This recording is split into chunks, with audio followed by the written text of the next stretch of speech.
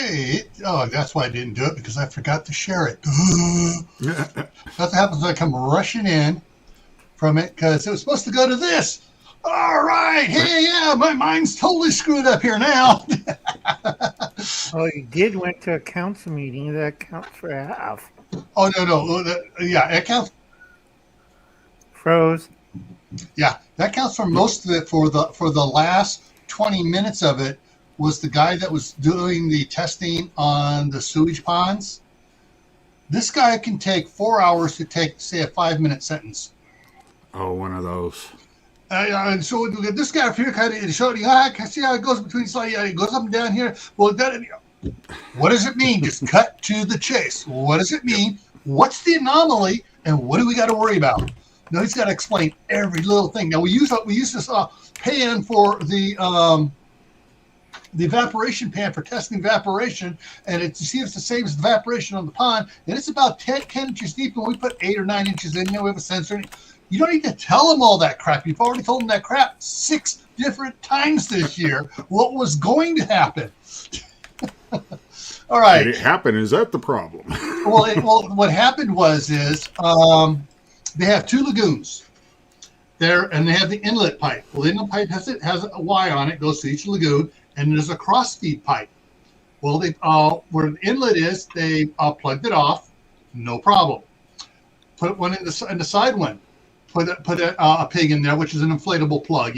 Put a pig in there, inflated it. First 3 days, no problem. Then they started getting flowing around it. Well, they didn't clean the pipe first. Did you say lagoon, and was it blue? No, it's black. And you don't want it's black, and there's a creature in there. In other words, it didn't have Brooke Shields in it.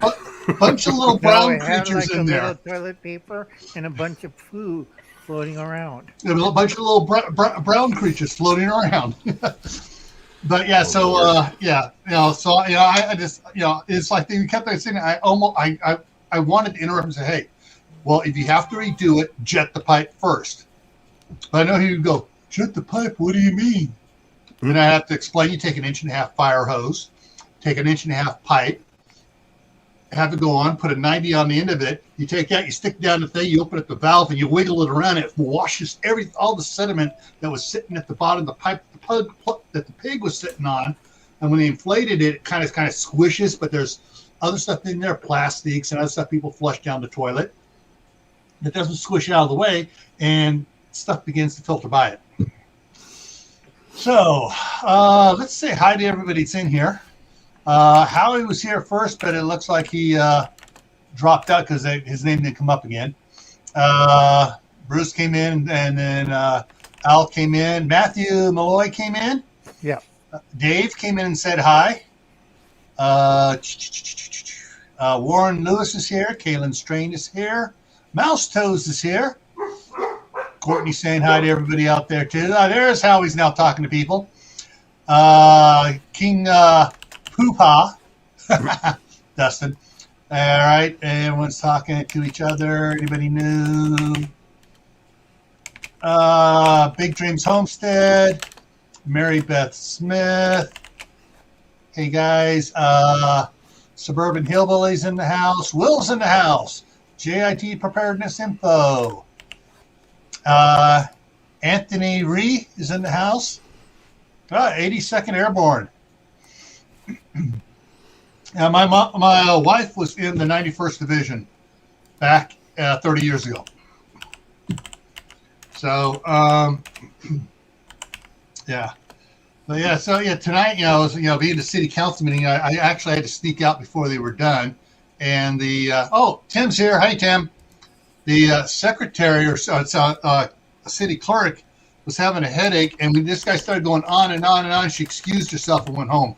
She had the right idea. Yeah, it's like, Mayor, lock up. I'm out of here. Right, because the big problem is a lot of the college guys talking long sentences and going over, and us with the practical knowledge, keep it simple, keep it short, get it out there. We don't want your life history. But you haven't got to the point where the things come out of the water. We know what's in the water. Tell us what's the anomaly. Yeah, what's happened? Is it going to pass? Well, Lagoon 2, they're going to get, he thinks he's 99% sure he can get the state to accept it because that's well below the 2.5-inch evaporation, seepage rate that they're allowed. The first one, the first 3 days are just perfect, no variance at all, and then it starts slowly leaking. And then the last day there was an insurge. Froze, yeah. And they think they're going to insurge is when the other lagoon got higher than it and it started pushing water back the other way. Mm-hmm. Wow. I mean, that's not that hard to figure out, but some of these guys over in Boise who haven't been out in the field ever, and, it's got to be just in our perfect graph. We want to see a perfect line. Life ain't perfect, dude. Especially when you're dealing with sewer. Life ain't perfect. 10 years in the lab, no field experience, no hands-on experience. It's like I have people who work in ag tell me how to milk cows, and I said, get on the line. And they said, why? Because you have no idea what's going on the carousel. So he gets up there, guess what happened? He falls in the pit. Yeah, the cow kicked him in there. It's like I keep telling these guys, do you know how to operate a carousel? And they look at me, I have 10 years of college education. Fine, get up there. Yeah, which means they have absolutely no idea what's going on and no idea how to do it. This is why I asked everybody, you know how to strip a cow. And it's not that, Bob. The Bob! Yeah. Because I'm checking for clots and mastitis. We cannot sell the milk if it has that. And there's procedures to do it. Yeah, because if they have mastitis, they need an antibiotic, and then you can't use the milk, right? No, your milk gets infected, and I don't want to dump 5,000 tons of milk into the cornfield again. Do you know what that smells like? I live here. Rotting death. Rotting death. Yeah. So, anyways, so that's what my afternoon was up here. But, of course, then, I got to get out there. I started cleaning up the grass from the damage from the snowstorm, or rather the wind that accompanied the snowstorm, which is weird because, like I said in my little video there, in the aftermath, 90% of the time the wind blows from the southwest to the northeast. In other words, from us towards Yellowstone. And during that the night snow, it was coming from the northeast to the southwest, and so it just it's blowing. The trees are used to be blowing one way, but also you blow back. It's like you're combing your hair backwards the wrong way. Stuff you get. It was bass backward. Yeah, and you get stuff breaking and stuff, and so I had a bunch of little limbs and stuff breaking the trees.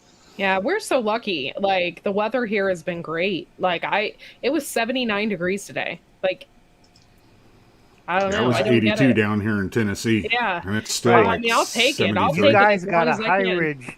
You guys got a high ridge there. It's going to be like that for 2 more weeks. Oh, good. If I could find it, I would pull up Curtis's explanation off of Facebook on the weather here. Basically, he said, this is just first winter. For those of you that just moved in the area, this is first winter. Don't freak out. In another couple of days, it's going to be fall again. And it's going to be fall until about the middle of November, end of November, and then we'll have second winter. And we'll have second winter on through, unless we have a fourth fall come in, sneak in there just before Christmas. But we'll have winter up until March. Then we'll have a first spring.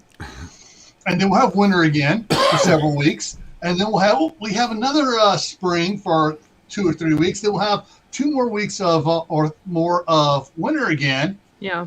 And then we get into June. June we'll have 1 week of winter again, a final winter. 1 week of final winter. Trying to hang on during the first couple weeks of June. Right. Well, I'm just completely shocked. Bob has rain. I'm shocked. Send in it Seattle. Over here. I need rain.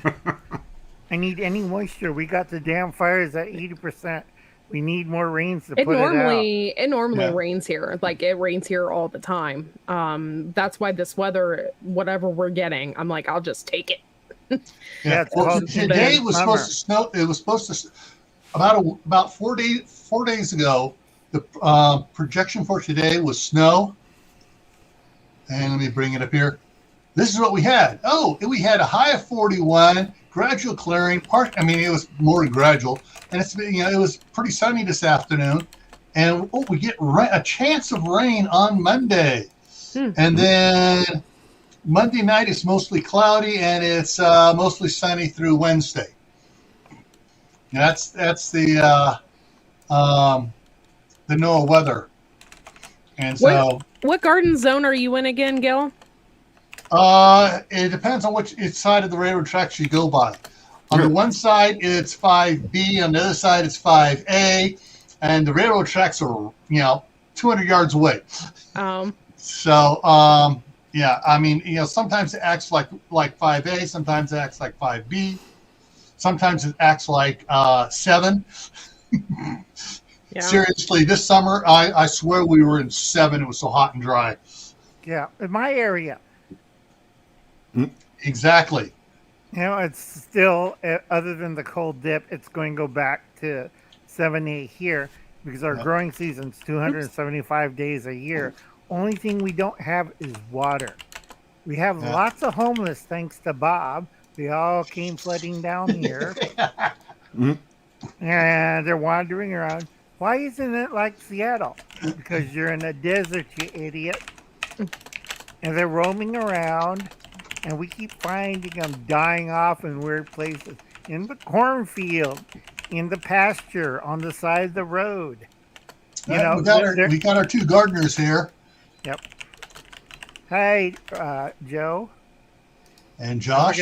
And Josh. Hi, Josh. I miss Josh. Yeah. Yeah,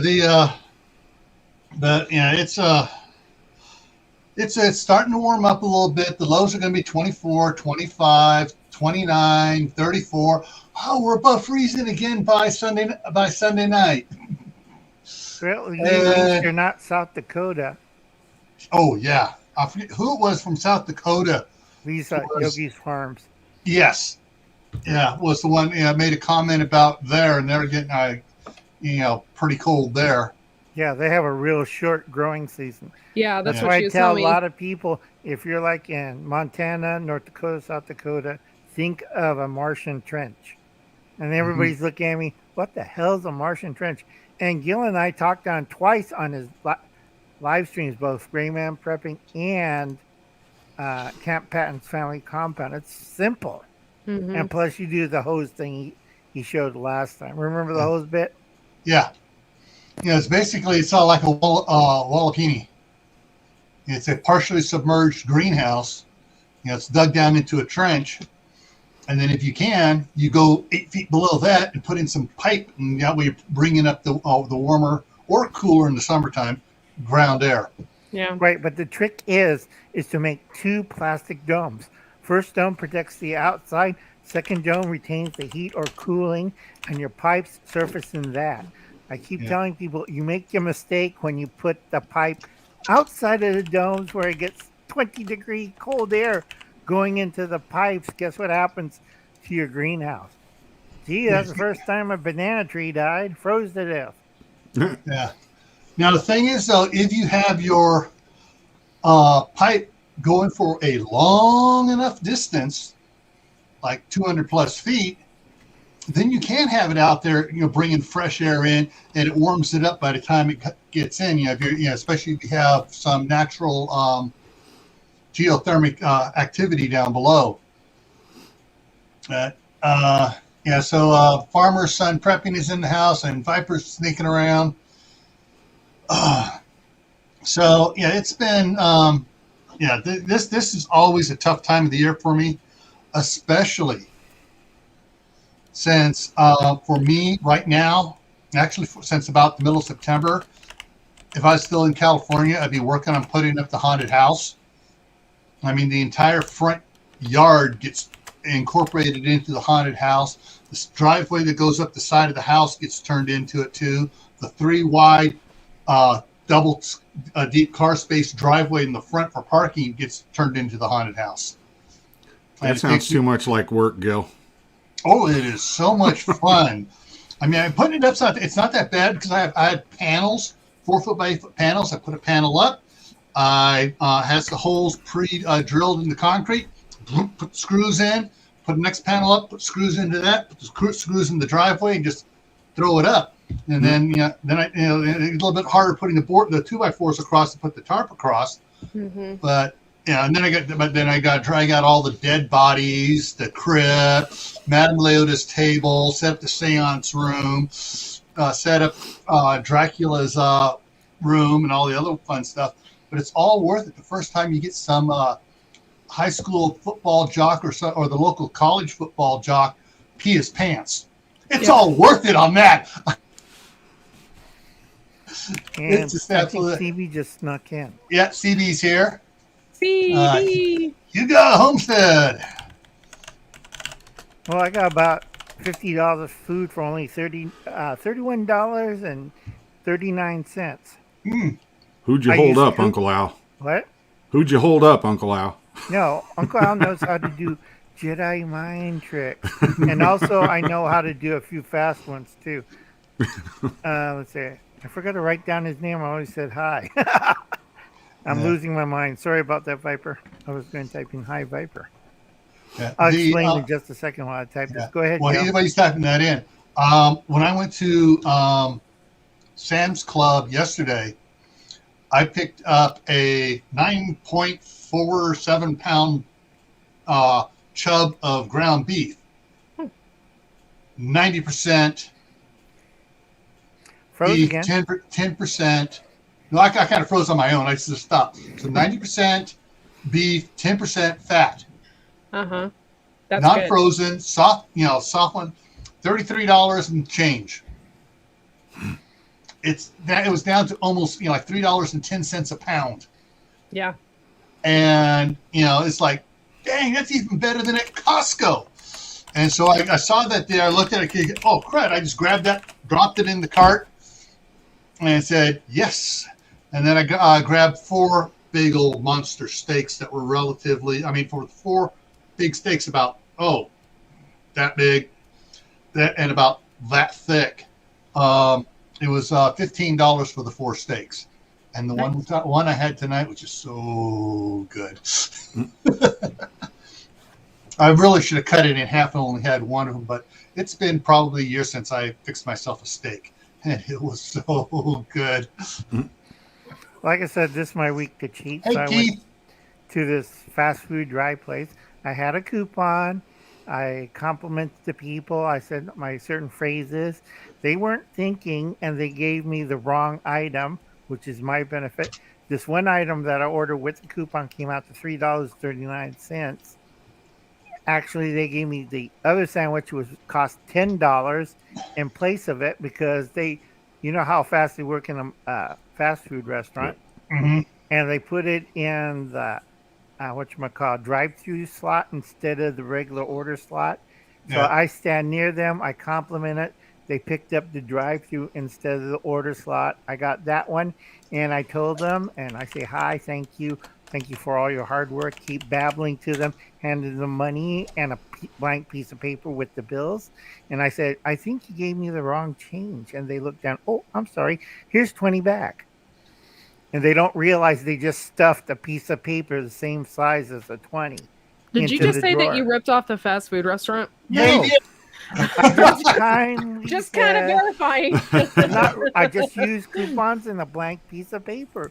And I just calmly says, hi, you're taking my order. Everything is fine.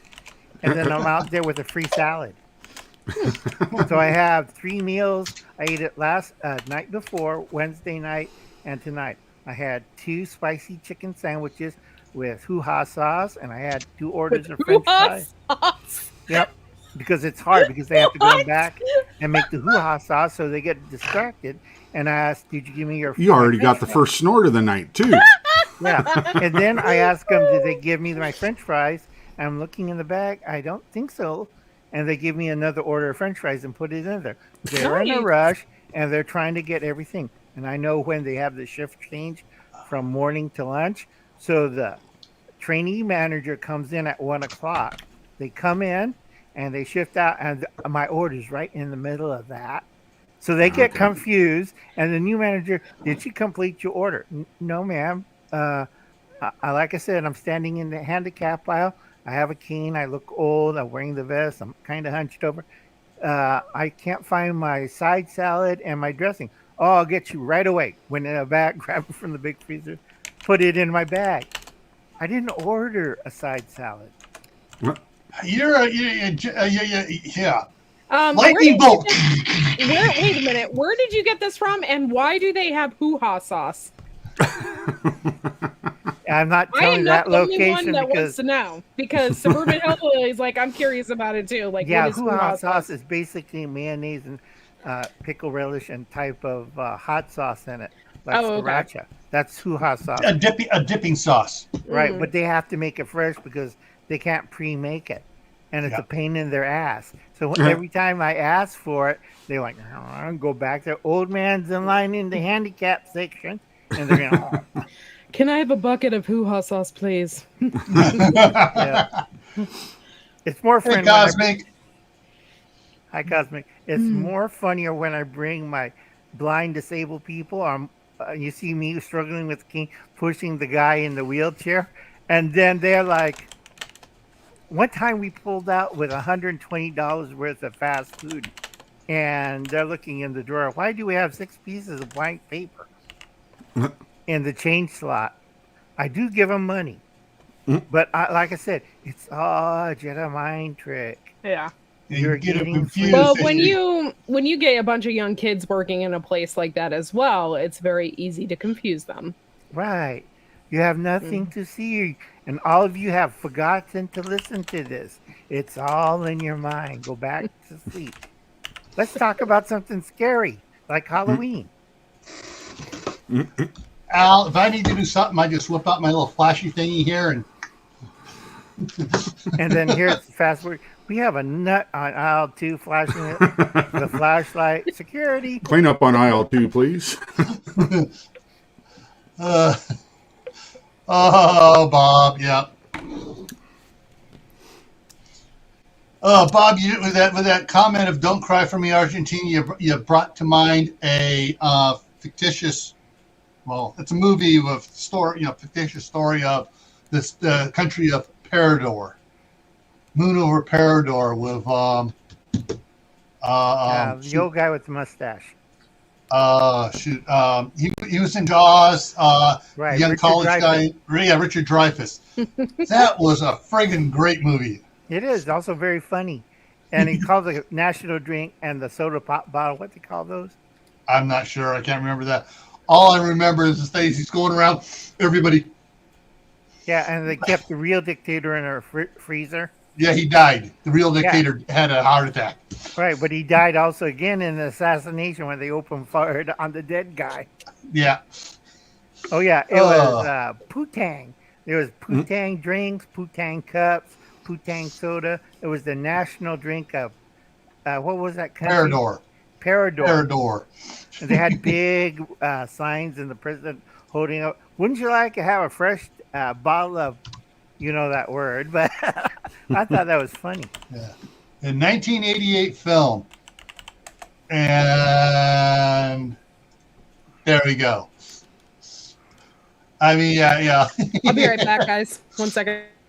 The funny things of it, I mean, it's just so hilarious. If you guys haven't seen the movie, it is it's good. There's a little love story in it, a little villainy in it. Raul Julia is the bad guy. It is funny. Yeah, I've been watching Japanese gangster movies all day to just relax and stuff. And I like it translates from Japanese to English, the old paper tiger. And they have this old guy in this little fishing village.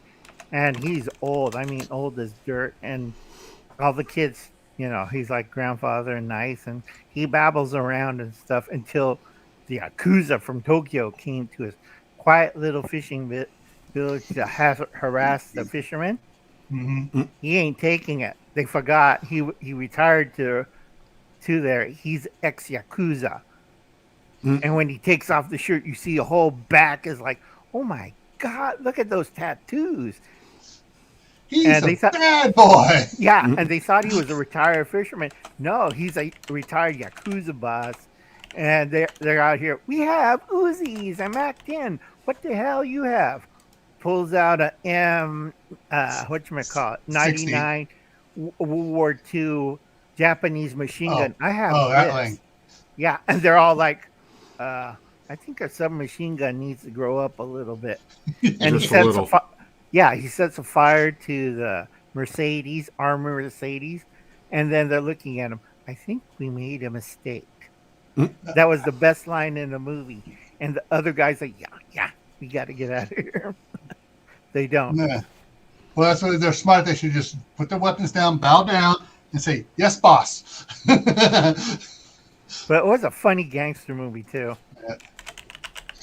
Actually, what I've been binge watching when it was snowing,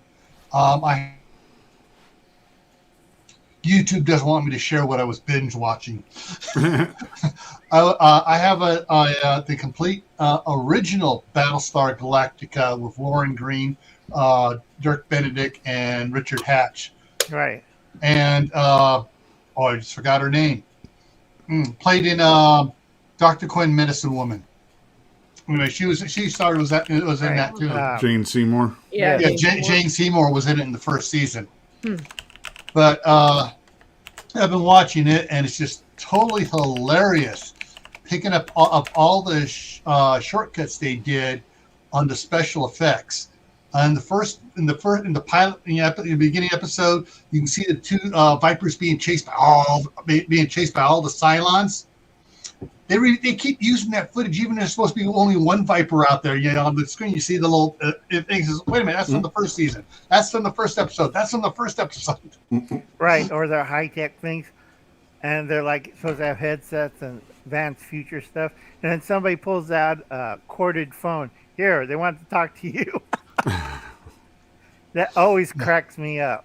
Yeah. Well, in the remake with I just forgot his name. Pop Mark Face. I know who you're talking about. He was in the Miami Vice. He took over season 2 as the commander. Right. Oh shoot! I had a brain for it. Anybody in the chat knows his name? Let's see here. He's a famous Hispanic actor. Yes. Are you talking about Danny Trejo? No. The other one. I can't think of him now. You're talking about the one that was in, the one with Bruce Willis, the first one, right? He played the FBI agent in there. Edward James. Almost. Yes. Different one. Almost. Never mind. Yeah. All right. In the reboot where he was starting as a Dama, all the phones on the ships had cords on them. Every computer was isolated. There was no central computer core for the Cylons to infect with their viruses. Yep. Well, I guess Cheech and Chong are famous cosmic cultivators. Yeah. No, it wasn't Cheech Marin. It was. There you go. Oh, yeah. I know who you know. Miami Vice, Battlestar Galactica. Yep. But yeah. I mean, the guy. Actually, if you guys haven't seen all of it, he has some pretty intense drama parts he's done. Oh yeah, really good actor. He's played in the Mayans, the spinoff of the motorcycle. I can't think of it right now. The Motorcycle Club. He's in the Mayans. He played one of the guy's dads. And then he also, it was in Selena too, I think, as one of the lead actors. He's a really good actor. Yeah. But I didn't know what his name was. Yeah. He was also on Blade Runner, the original one. Yes, the original Blade Runner. Yeah. He was Gaff in the original Blade Runner. And it was later on Captain Gaff in Blade Runner 2. Yeah. and he's in Saving Grace, but Zoot Suit. He was in Zoot Suit. Mhm. Yeah, I mean, you look at all the stuff all the films he did. Yes, was you're right. very busy. He is very intense. Like when he was in Selena, I thought he was an intense like character as well. It's just very. Yeah. I don't know how to explain it, but yeah. Yeah, there was one called Blade Runner Blackout 22, Right. and then Blade Runner 2049. Right. And so, I can yeah, barely- and television, he did a lot of television. Oh, yeah. Cannon, Kojak, Hawaii Five-0, Starsky and Hutch, Chips, Hill Street Blues, Miami Vice. He was on for 6 years, 106 episodes. Wow. Yeah. The Earth Day special, 12 Angry Men was a television film. And he's done a lot of stuff. And he's been on 5 Agents of S.H.I.E.L.D. He's been on 5 episodes of Agents of S.H.I.E.L.D. Yep. Yeah, there's Mayans MC. We've been watching that. Like, I really have a hard time getting into that because I really liked Sons of Anarchy. Yeah. But it's okay. I mean, but he's an intense character on there too. He's very Yeah. Well, I mean, he is, and he did the 6 years of Battlestar Galactica, the reboot, 73 episodes. They had a break in there, but yeah. And I have all those too as well on DVD. Mm-hmm. All right, Warren, take care. And I didn't see it. Okay, nobody's. Okay, I put the link out there if anybody wanted to come up. Figured those that spotted it, would have noticed it, but no Bob, no Carol. Just popped in my mind an old movie. Bob, Ted, Carol, and Alice. Right, they remake it with that comedian guy. Yeah. I can't remember it. He was on Dumber and Dumber. Yeah. Those two guys who played brothers. They also did Bob, Carol, and Carol and Ted and Alice. Yeah. Anyways, the original is better than the remake. Oh, definitely. The prepping stuff. My city is supposed to be doing some stuff, and I tell you, in 2 years, I'm running for mayor. I got to get that guy out of there. They were talking about a safety issue about putting the cement wheel chocks like in parking lots across in front of City Hall. I hate those things. I don't want them anywhere around here. I don't like them at all. It's like, damn, dude, settle down. So, he's an old guy. I mean, he makes me look like a teenager. And he's just like, it's like, dude. I mean, talking about getting government grants and stuff. Oh, it's a waste of time. Did you hire a grant writer the last time you did it? No, I just did it myself. Well, no wonder then why that's why you didn't get any attention because you didn't know how to write it. Exactly. Yep. You have to write it perfectly, or they reject it out of hand, and they never tell you. Yeah. Yeah, and fit their agenda format. Yeah, you have to use, and when you look at the grant, you notice there what the keywords are, and you have to include those keywords in your grant, or it automatically gets, before anybody looks at it, it runs. The computer scan it. If it doesn't pick up all the keywords, it goes into second batch. If nobody has all the keywords, then they pick out the ones that had the most keywords and send those for manual review. Yeah. Yeah, we don't have a mayor, we have trustees here, but we have one specific woman who makes a lot of money, and you can tell, even though she's not a trustee, you can tell she rules the town. Like, she's the one. If you want something changed, you go to her, and she puts her money behind it. She's a realtor also, so she just she kind of owns the town a little bit. We had one of those where I used to live. She likes. Mm-hmm. It was the town council president. If you wanted anything done in the town, you had to get him on your side. If you couldn't get him on your side, it would fail every time on every vote. because he would go in and he would tell them, "I'm voting for this," to the whole council, and that was their cue. You better vote for it, or I'm going to get you out of here. Yeah. Yeah, it's like petty dictatorships or fiefdoms. You have to Yep. be careful. Yeah, that's why I think even city councils, 3-term limits. Yep. Or they get embedded and you see, and then my son who failed from the 4th grade and is a drug addict will be your new mayor. You don't want like the North Korea dynasty. And here's our new mayor, and here's our second mayor, and here's our, Viper's here. Hey, Viper. Hey, Well, Viper. I guess Bob's wife is home because he's not coming up. Fish's kid's still up, so she's got to wait. Put him I saw down. that. Yeah. Kiddo's still up. But yeah, it's everyone. One of the things of preparedness, which 99.7% of all preppers totally ignore, getting involved in your local city government. Yep. Because if you want to make sure it's safe for you locally, you need to get in there, boot them out. Yeah. Mm-hmm. It's really hard though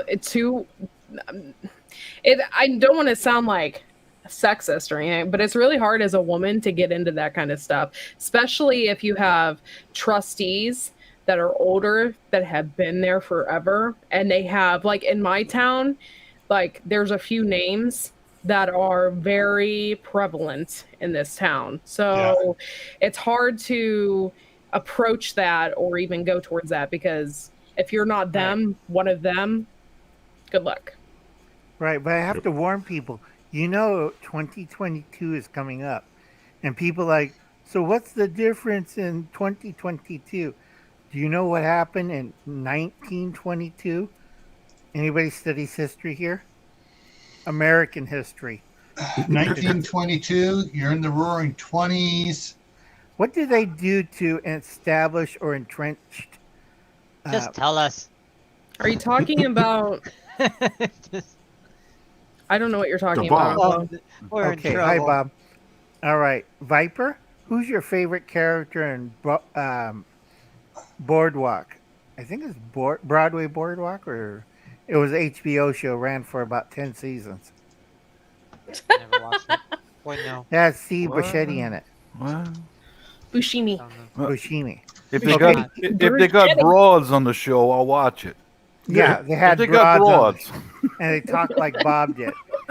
If you're entrenched and you go against the mobsters, Are you the talking about Sopranos? no, this Oh. is before that.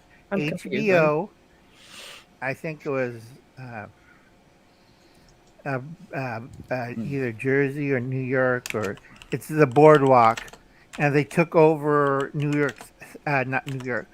Jersey City Council, and the councilman said, "My family's been in the seat for years," and then Steve Buscemi comes out and says, "Not anymore," and open fire with a Tommy gun.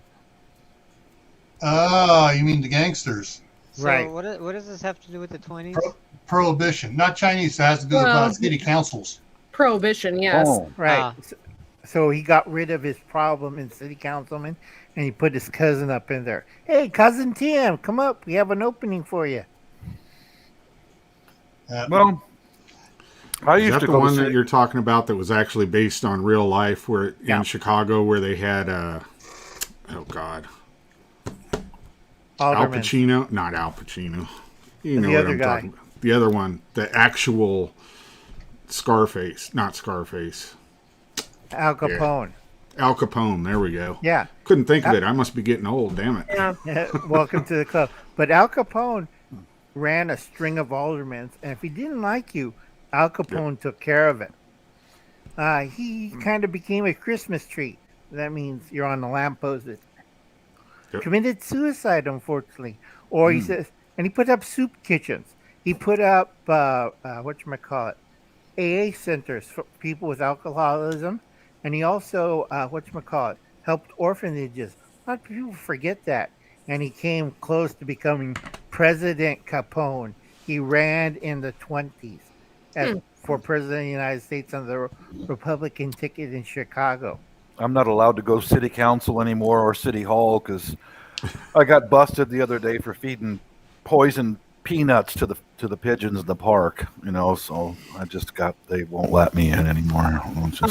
Bob, Poisoning pigeons in the park. What? I'll have to meet you backstage, okay? We'll have to have a conversation. I've heard that before. Uh-oh. Bob's being taken out back behind the woodshed. Bob, we gotta talk. Get out the belt. He probably likes it. Never mind. Forget meeting up backstage. It won't work, Corky.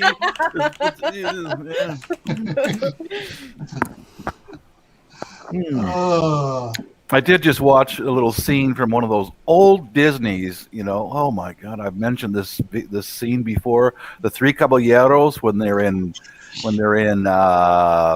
Bahia, Brazil, and the little Latina that's singing and selling cookies. Well, they brought back the Three Caballeros. It's on YouTube, Al. It's on YouTube. Yeah, I know. They brought it back. On me The too. Legend of the Three Caballeros. And it's on Disney XD for my grandnephews. They come over and sit down. This is Donald Duck, Uncle Alan. I said, yeah, I know it's Donald Duck. I'm old as Donald Duck. Uncle Al. Donald Duck is a new character in this. No, he's an old character. He's one of the originals. Yeah, they're all looking at me. Uncle Alan, you need to take your medicine and go lie in your room and be quiet for a couple hours while we watch cartoons. Viper's married to a Latina. He is a lucky guy. You see those dinners she gives him every day? You dog. Yeah, I'm lucky right now. I got some Cliff Bars. That's it. One step above bread and water, and that's it, man. That's it. Oh Lord. Gear. Bob. I can't Come on, see Al, the you rest got of this. it. Hey, Homestead Aquarius. Gear Grid. LOL 19, fishes. I think. Uh-oh. Fish just punched me in the nose. Oh my God. Right. But if you raise pigeons, pigeons you use the blue modern or the mourning doves I'm or any hungry. kind of that kind of game bird. It's easy to raise. You feed them Milo, wheat, and corn. Simple. The Knights Templars use them. The Crusaders use them. You can carry messages, and if necessary, they make a fine squab dish. No, I've eaten pigeon. Yeah, squab. I don't know if they call it that. It's French. That's Well, the erudite way of saying pigeon. Yeah. What's that word? Erudite? Yes.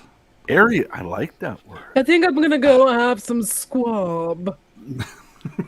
It's a nice red sauce. I would prefer it if all of my erudite companions would join me.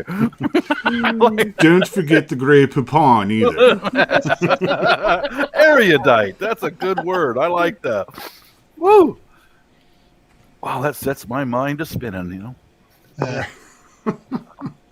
Ice cream or what's you eating? Peanut butter? Well, me? Oh, No, Nutella. Nutella. Spit in the jar. Yeah, you are a lucky man, Viper. You got all that good food coming your way every day. You are lucky. See that? Yeah, that's it. That's my dinner. Cliff Bar. Yeah. You're lucky we're your gonna- wife is not watching, because I think she would beat you. She would. Yeah. She'd come in there. You would just see a sandal flying across the room. Smack. See a rattan stick right across my forehead. Ow! Nah, she wouldn't hit you in the front. She hit you in the back. Right where it Reset hurt. button. Well, Attention getter. Boom. boom. Yeah. Don't forget, pray for Cabin in Our Woods. I can't remember his name. Is it Tony? Or is it Robert Homestead Aquarius? I forget, somebody had just finished surgery. Yeah. Well, Pray for them, folks. the other one we should keep in mind here. I'm going to pull up his channel over here. Hang on a second here. Remember who has There's Homestead. So it's the other guy. Our Cabin in the Woods. Bob, you should put some Nutella on that bar. I don't All have right. any. That's luxury. And put peanut butter. That's luxury. See, I don't have any food. Okay, folks. Our friend Butch at Sand Hollow Homestead last month Ow. lost his wife Oh, to the red dragon. Yep. Oh my god. Yeah. So so Sand Hollow Homestead is Butch. He just this year got his got monetized, and just put or it was just redoing the house. There's Butch. There's his son, and was just redoing. Come on, where is it? Where is it? They were outside refixing that. Did I pass it up? Yeah, he was I'm a redoing subscriber. the kitchen for her. Yeah, here we go. This is the one. And finally had 3 months ago, and finally got the shelves. stuff in the cabinets put in. He's working on it, showing this stuff. And where is she? Try to get the picture of her in there. I remember. Come on, let's jump to it. Where is she? So I know she was in there before. There we go. Come on. I can say he's dedicated is. to making a better life for his family. That's a loss. Yeah. That's a loss when a man with that attitude dies. But Yeah. So she died on the 22nd of September, and everyone, he said they all came down with it. They all got hit at one time with it. Someone brought it home, and she passed away. So, Butch at Sand Hollow Homestead needs our prayers and support. If you haven't subscribed to him, subscribe. Go watch a bunch of his videos. Here we go. There's the link to his channel. Butch he is laid back, cool guy, does neat stuff. He has a little itty bitty ancient John Deere lawnmower that has a rototiller attachment on it, and little snow plow, and he does all sorts of cool things. But yeah, I just thought I'd bring that there. Oh, Idaho Garden Girls in the house. Hey. And so Butch is over in western Idaho. Right. And let's see if I can find it here. Emmett, I believe is where he's at. Right. Gil, you're in eastern Idaho, right? I'm in eastern. I'm over between Idaho Falls and Pocatello. Right. On the good side of the railroad tracks.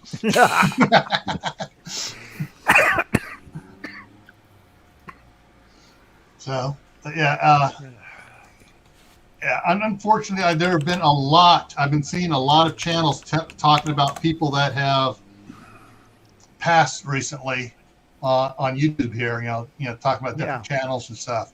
Yeah, and it's from cooking to prepping to shooting to clothes making. A lot of those people, due to circumstances, red dragon, car accident, wife gets nuts and shoots them in the back. That was kind of exciting. I was watching one YouTube and it was still live, and they took it off the air now, but his wife got mad because he spent too much time on YouTube. So, this is why you lock Now up you guys know why I always ask my wife if it's okay to come on first, right? Right. Yeah. A smart I fear man. no man and only one woman. Smart man, once again. I'm alive, aren't I? But he was a big channel too. Unfortunately, his wife didn't think so. So, anyways, but there's, one of the things I know I had a live stream on it on Camp Benton Family Compound last year about dealing with death on the homestead, and a lot of people they kind of, especially the preppers, they kind of like, not going to happen to me. I don't need to worry about that. Baloney. Happens to everybody, brother. That's the way it is. That's the way it is.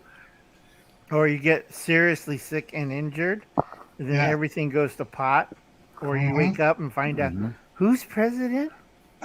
How long has I been in coma? Let's We go, have a Brandon. black president, Uncle Al. I just want to pass away in Bangkok. That's all I want to do. She's gonna smack you with that rattan pole. Bring you back to life. She has more than once. Let's go, Brandon. Let's No, I go, just try- I Brandon. I heard that. I have different emotions than most about death. Most of my family's dead. I mean, seriously, that's just the way it is. And I don't show much grief because it's like you've just got your reward. You're done with this here. You're done. You don't have to be hungry or tired anymore. You're released. It's like, hey, man, I'm a Christian. I'm not a Buddhist, but I understand that you're released. You're free. That's how I feel. I kind of happy. Yeah. I'm not saying, I don't know how to put it, but it's just you're released from your being trapped inside of a human body. You're out there and in the rest of the universe, Inside a basement. Oh no, my dad was. Bob, is that what you tell all your prisoners? Oh my! Sick. You'll be I free did soon. see Courtney's video on the Mexican sunflowers. The easiest way is put the heads in a old pillowcase and add some gravel and shake it up, and you pour it on a big piece of roll-out paper or butcher paper, and then you separate it with tweezers. That'll save your fingers from the pricks. I put them in used to do- I put them in a paper bag, and I beat them against the wall. Did that? I don't have my gloves in. My gloves are sitting in the other room. But those Courtney? leather gloves I had were. Courtney, we Yes. got to talk. Yeah, those leather work gloves work great for removing the sunflowers. You just go Right. across it, you just kind of grind on it with the glove, and it just pops them all loose. Right, but Gil, it's Mexican sunflowers, and they have the burrs on it. Oh, it was bad. It is. Yeah. Yeah. Well, like I said my nice heavy duty work leather gloves. Sometimes the ropers don't really work, and then you have a palm full of. That's where you have the tweezers. Let's see. That didn't work. That didn't work. That didn't work. That didn't work. What was that? If one starts coming through that, then I put on the heavy duty welding gloves. Yeah. What was it, that Bob? fancy? What was that fancy word you used a little while ago, Bruce? Let's go, Brandon. Erudite? Erudite. Oh, I'm gonna write that down. I gotta put some thought into this one. That's a good word. Please notify all of the erudite people in my circle. Yeah. Erudite. I'll be Oh, right back. Elder card. Make Now, sure I'm- you throw some Grey Poupon on that BS. Erudite. A-E-R-O. B-O-B. D.O.B. B.O.B. Bob. Ariel Bob. Knight. Yeah. Aerial Bob. BYOB. Now I know what that one means. Yeah. Erudite. Mm. Poor fishes. Let me go look that up. Bob Yeah. screwed up fishes. What? Battery operated voice. You mentioned Bangkok now. She's Yeah. got one Yeah. Bangkok playing through her mind. See, she's on it. And She's on board. she wants it to stop.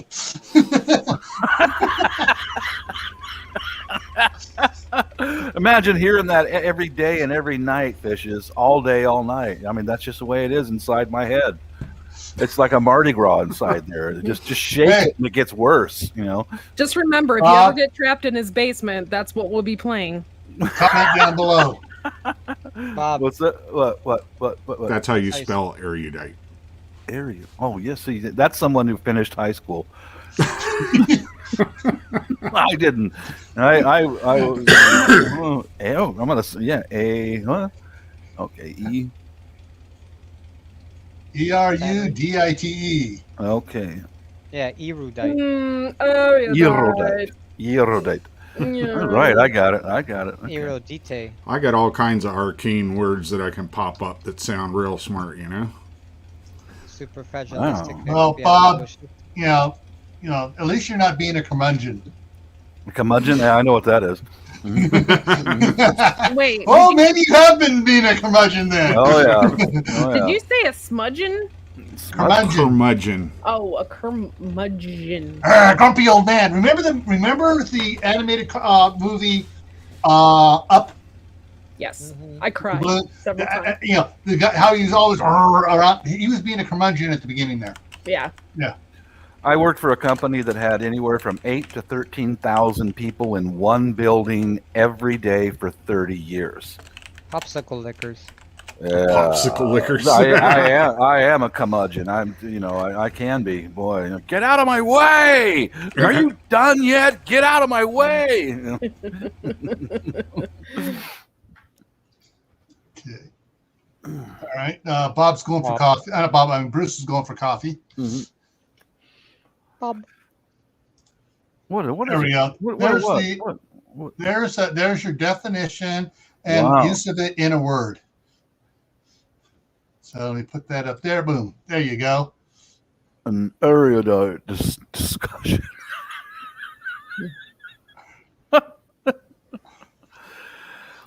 Interesting. Mm.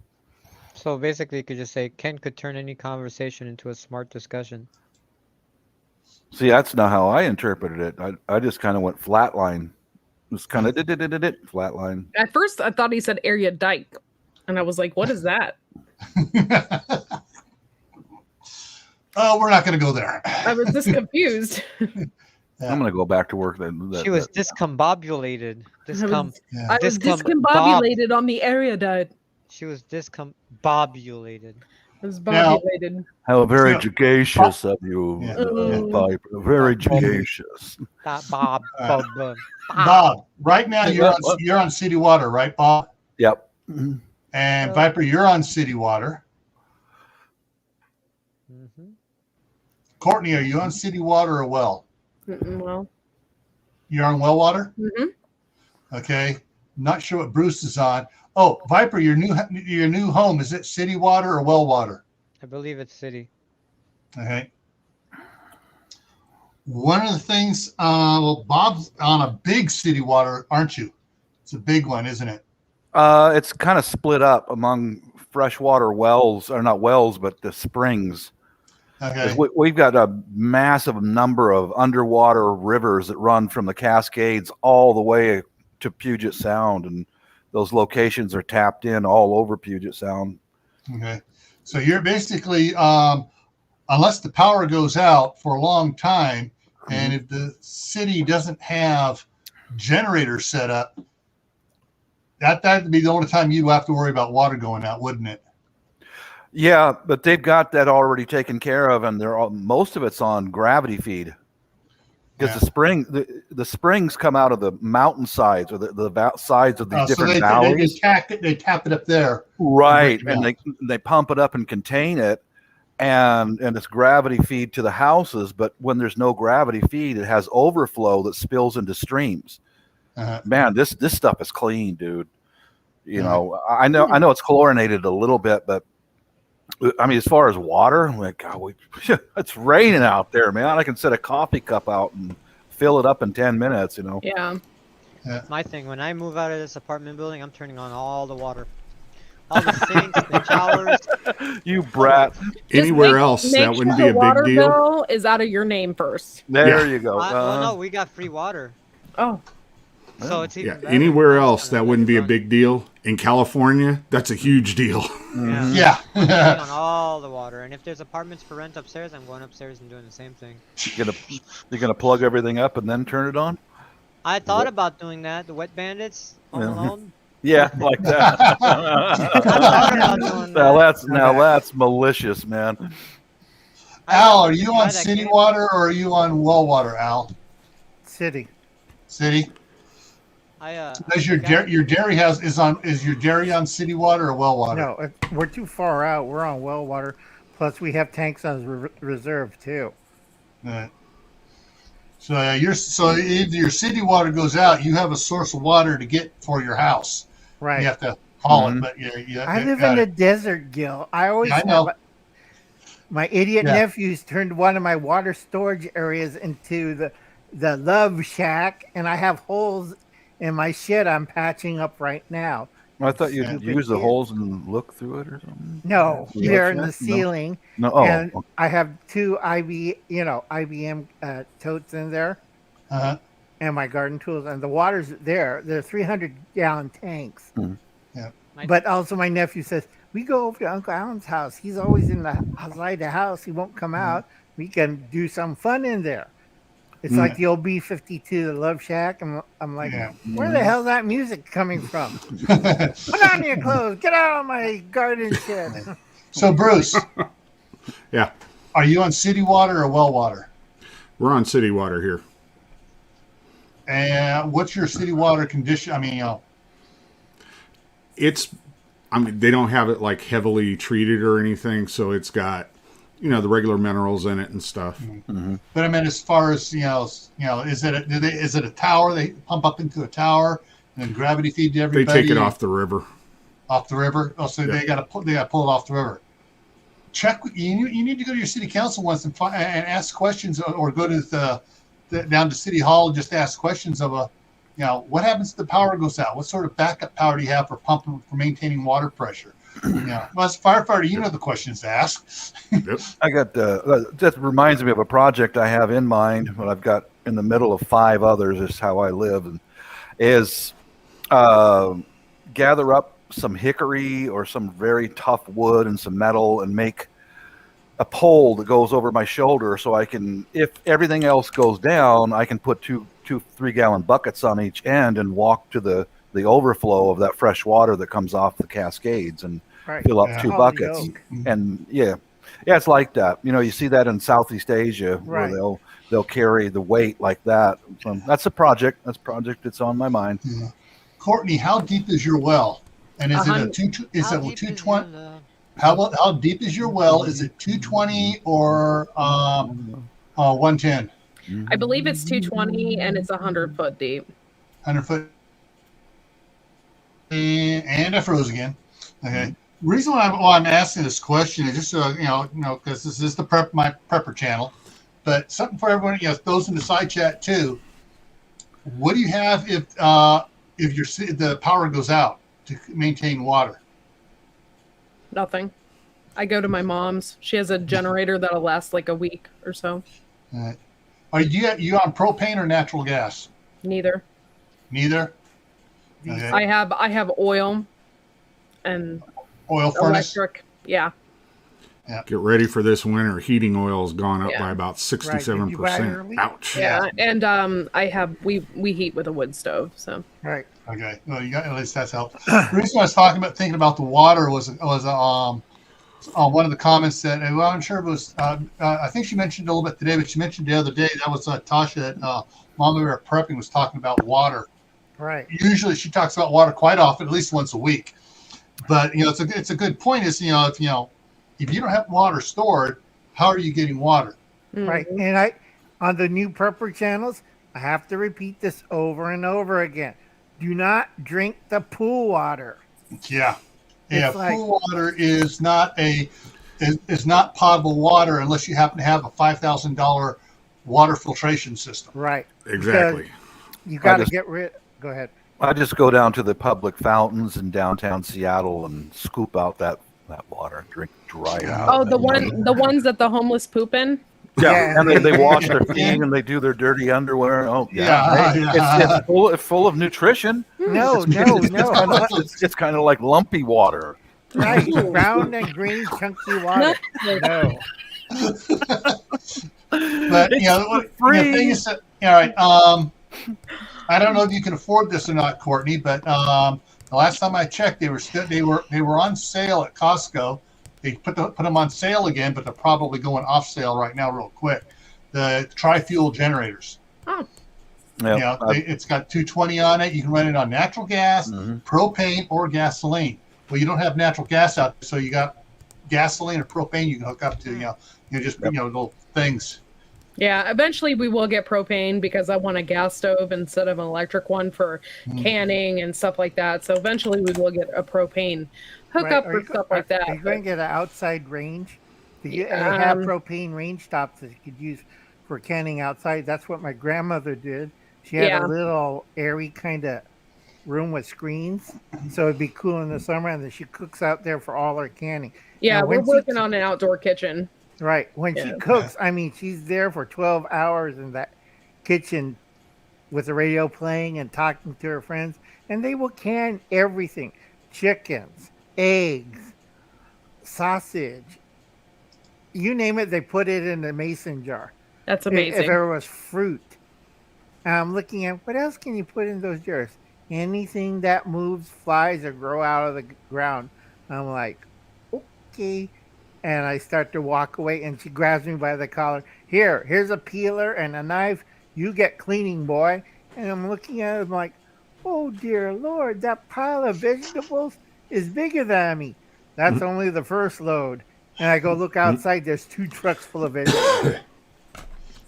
12-year-old kid with a potato peeler, a vegetable peeler, a paring knife. I'm there for 12 hours going, please send me to school. Please send me to school. Yeah.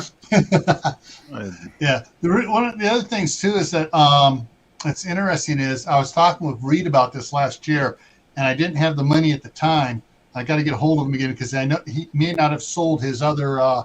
He upgraded all his inverters for his solar system, and so he has some other ones that he was gonna sell off. But I want to get one that get one of the ones that I can hook up and make 220. And that way, when we put in a well, I want to be able to use the solar panels to charge my battery bank. And if I need to, I can fire up the well to pump water out if the city's ever failed. But right now, our city, fortunately, that's the one thing our city has that's good. They got 2 wells, deep wells. The one in town, the one farther outside of town to the east. The one farther outside of town to the east, they only pump from it for a month in the wintertime just to keep the lines clean. Right. They have a big, huge tank in town that they store it in, and then they pump from there to pressurize the city water main. The city's only a quarter mile square, a quarter mile by a quarter mile. And he froze. And I froze. And so that's the gist of it. But they got 2 generators at each well site, and 2 generators in the building for the where the pumps the water, pressurizes the city main. So it's they're pretty good, well taken care of, and they got barrels and barrels of fuel and stuff for the generators. They're all diesel, but they really need to get, and this is what I'm trying to get them to do, is get a second water tank. They have a piece of property where they half the town was saying put it up on this other property. Yeah, you got to run the main line farther, but it's 15 feet higher. So even if there's no pump, we have water pressure. Right, Not and much. gravity. Yeah, gravity feed water pressure. 15 feet is, for most of the houses in town, means they can flush the toilets and they can get drinking water. Right. You see, I was talking to Citizen Guardian because he lives in South Africa. Try drilling wells there. That's near impossible. So the other solution I was working on, I've been talking to other people, were atmospheric condensers. And we That talked can be about, a pain in the butt, and it's not real quick. right. But atmospheric condensers, if you have a good one, you know how to run it. You do like United Arab Emirates. You can pull out per person 2 gallons of water from a single unit. If you have a school-sized one, multiply that by 1,000, you get 2,000 gallons of fresh water.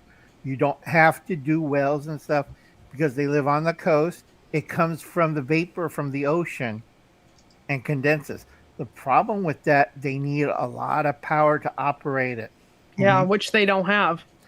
They're working on it, but right now it's only a small-scale experimental project because I've been reading UAE's report on it.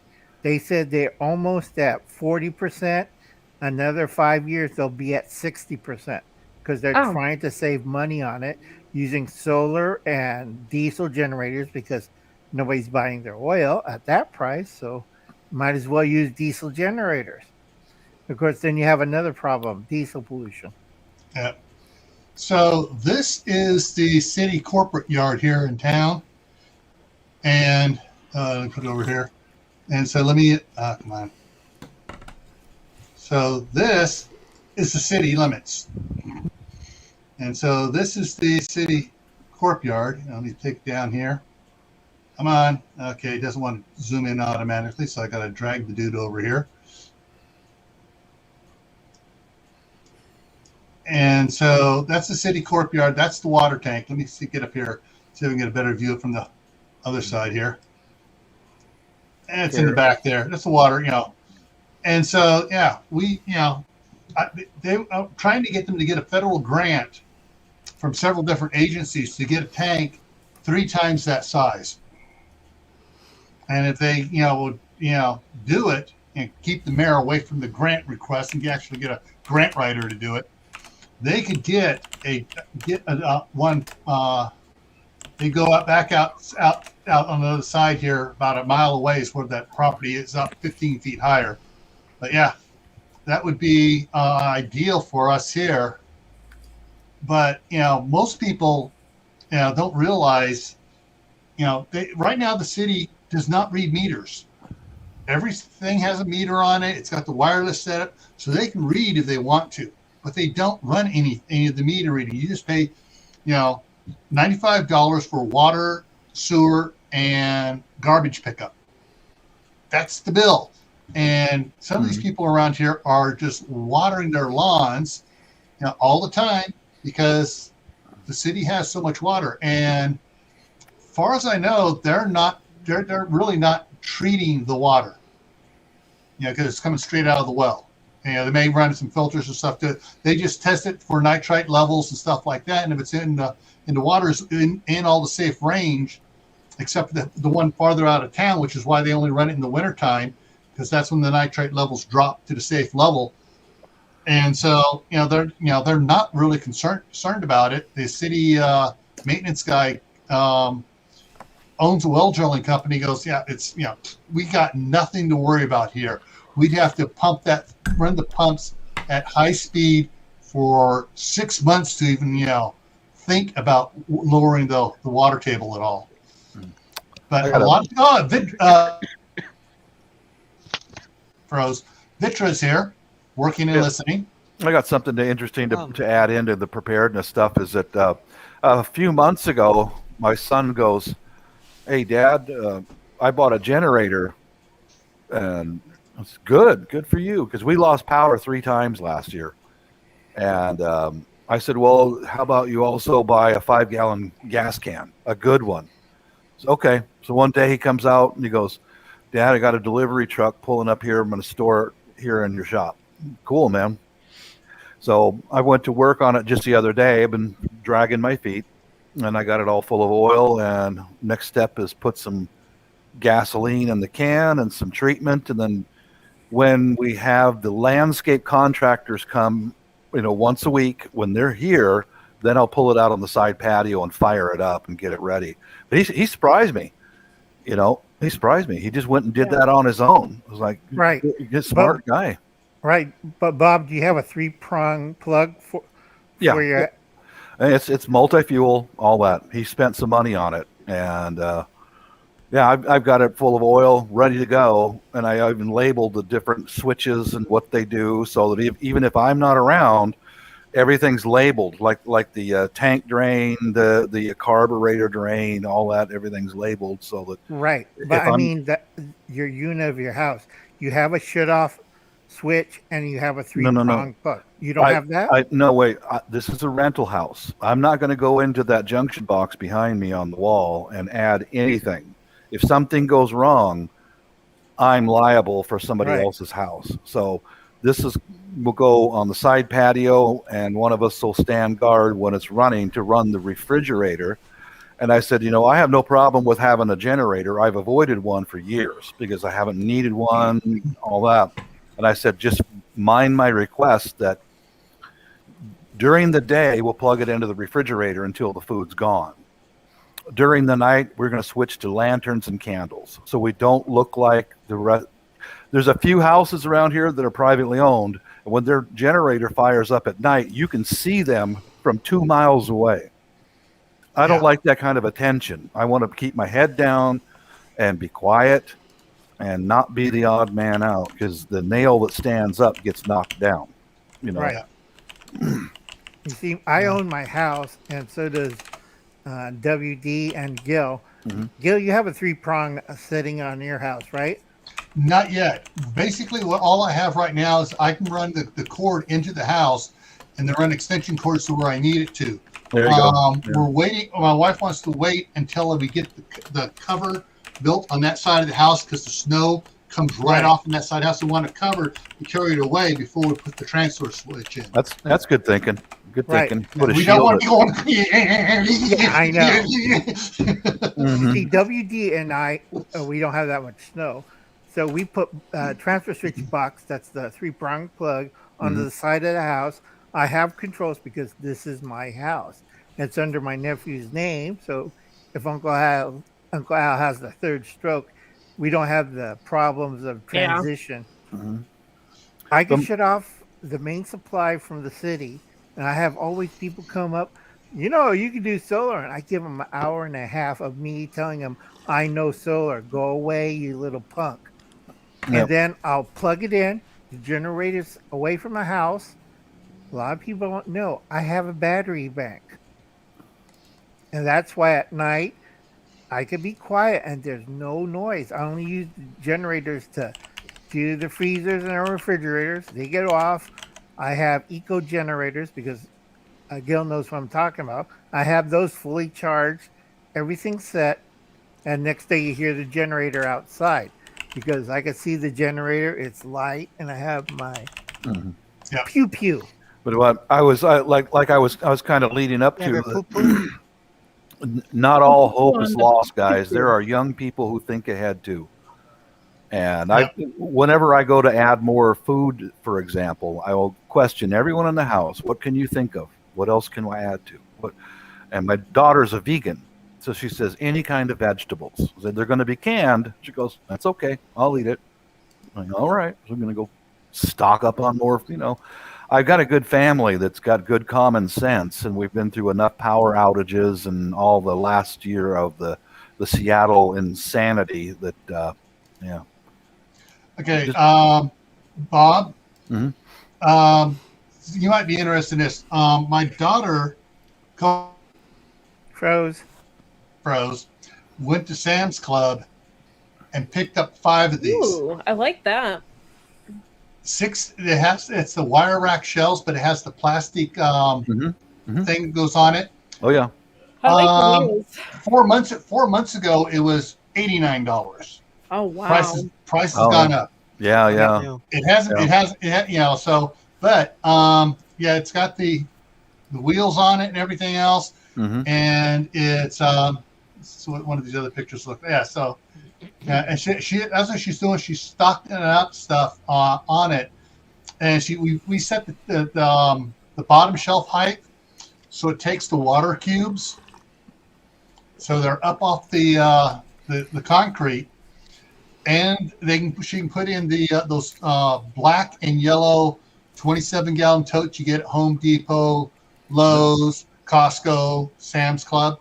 Will fit in there. She'll put one of those in there and a couple of cubes in there. Yeah, gotcha. But she has Smart. it down. She has 5 of them down in the basement. Very smart. New. Very good. Very good. There are 2 others that were already down there that are rolling, and one that's fixed, and one of those, that's just a rigid one. Very good. And, very smart. And the thing is, though, at this price, it's it'll hold a lot of weight. And she can move them around if she needs to. Right. If you look over at restaurant supplies, last year a lot of small businesses that were bakeries and restaurants had that type of racks. But in adjunction to their bills to the restaurant supply company, they usually gave away those racks back to the restaurant supply company at a cost to pay off their bills. Yeah. So they're trying to get rid of them. If you know a restaurant supply company that takes back that kind of stuff, go ask them how much they're selling them. And probably pennies on the dollar. Right. Well, as you can see, Gil, our kids watch us and learn from us. I heard Yeah. that, Corky. All right, so Bruce, what is this about? Okay, they were discussing some aspiration suction stuff on the side chat. Yeah. And a lot of people probably figure that these suction things that you carry on the ambulance are super expensive. I mean, look here.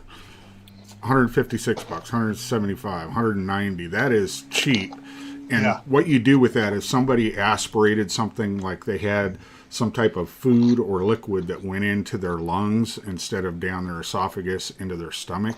Oh, You can use that tube there and stick it down their throat and get that out of there, because if you aspirate something into your lungs, that's a very bad thing. You do not want that at all. I mean, that you can die within a matter of days because it will fester and infect, and then you're Right. done. Yeah, you know, my wife's in healthcare, and she says airway, airway, airway. Yep.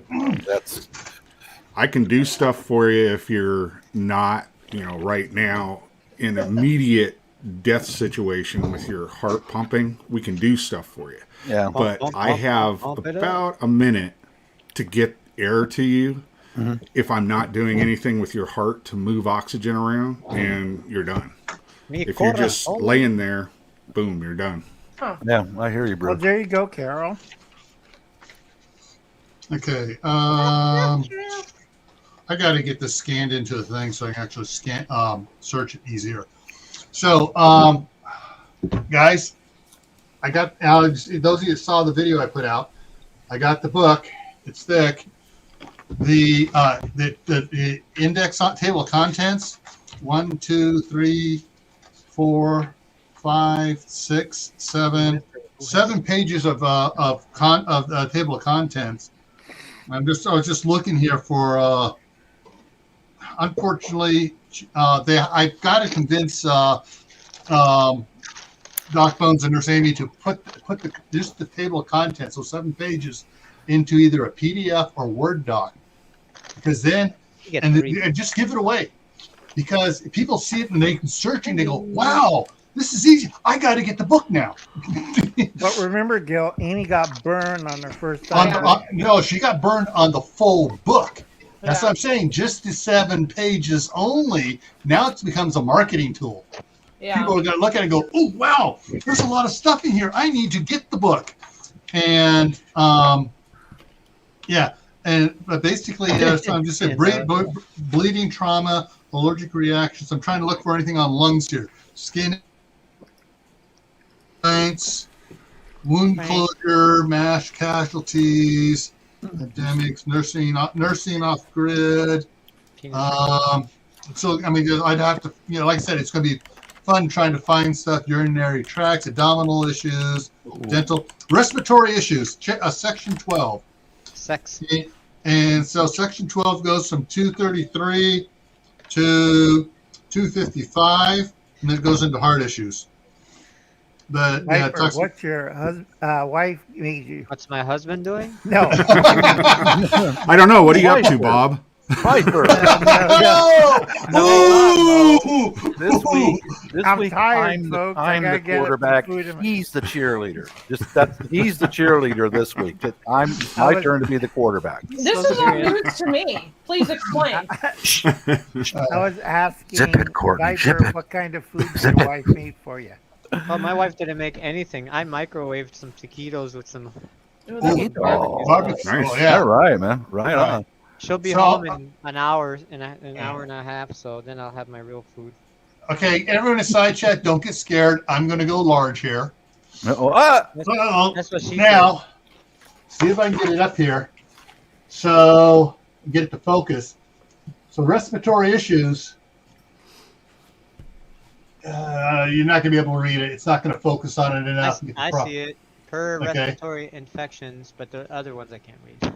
For the hat we Get closer. Get way pray. closer. Keep going. Closer. Keep going, keep going. It's not going to focus. No, Not it is. real FBI, Common are you? cold, Gil, you need a influenza. manicure. That identification expires in Hey, 1 I'm a week. working man. So, I mean, basically, you got upper respiratory infections, colds, it goes all that stuff. Lower respiratory infections, natural respiratory remedies, so natural stuff, guys. Okay, Mhm. chronic lung disease, asthma. Those are the main topics, and it goes through all the little small stuff like common cold, influenza, cold versus influenza, treating colds and flus, treating a fever, pharyngitis.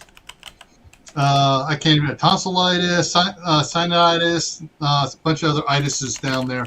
But yeah, What about this is the color version, $71 plus shipping. I'm not sure what the cheaper one is. what about Well worth it. Gil, that Yeah. is an erudite book and topic. Yes, it is. How's Very that? much so. Did you like that? I love that. I find Good that choice of words. erudite. what about I can't say this, it's so hard to pseudothalidomide syndrome. What was Then that they're again? lost. Just I'm not sure what that. You have to I'll tell me put it what in a that. private chat. I'll put it in a private chat. I can't split up their gear and bury them in the backyard. So pseudothalidomide syndrome, Who did Roberts the little syndrome. Roberts syndrome, or sometimes called pseudothalidomide syndrome, is an extremely rare autosomal recessive genetic disorder that is characterized by mild or severe prenatal retardation or disruption of cell division, leading to malformation of the bones in skull, face, arms, and legs. Sorry, I didn't mean to laugh. So I'm curious, why are you asking about this?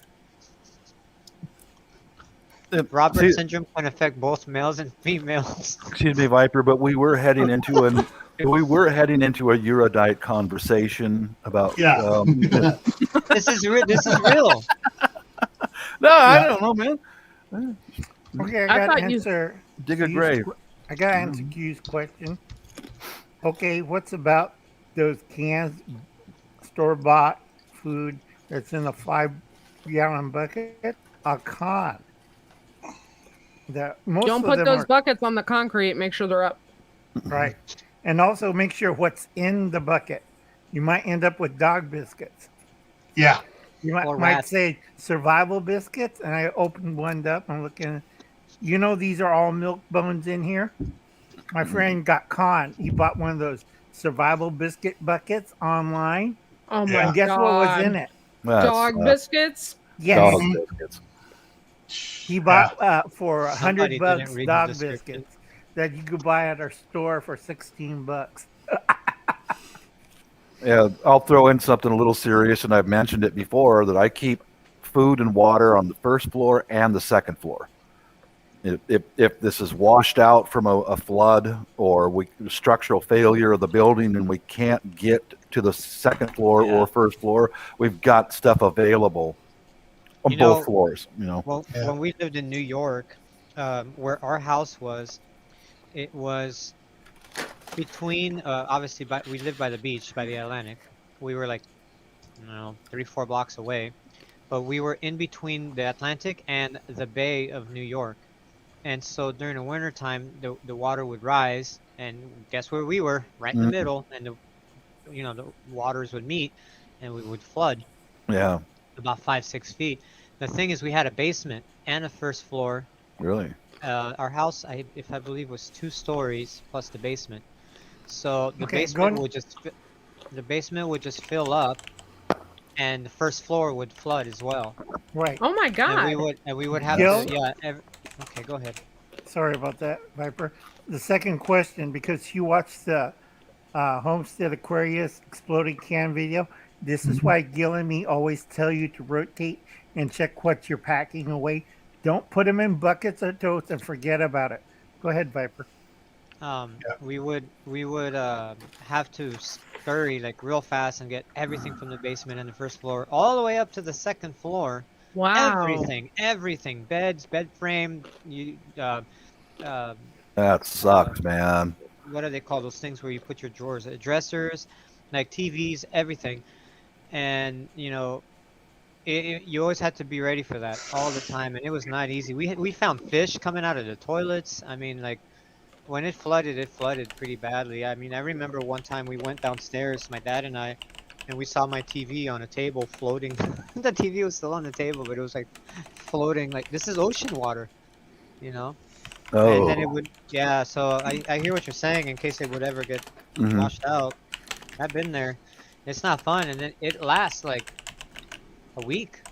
Wow. I mean, who knows? 2 days, 3 days, a week, a month. But you always got to have something ready. There goes your property and all the repair bills afterwards. That's Right. terrible, Black man. mold too. That All the too. time. Uh-huh. All the time. Yeah. All the time. Again, to answer Q Kitchen and Beyond, yes, because he lives in a high humid area. This is why we always tell people in a cool, dry place. Dry is the number one factor.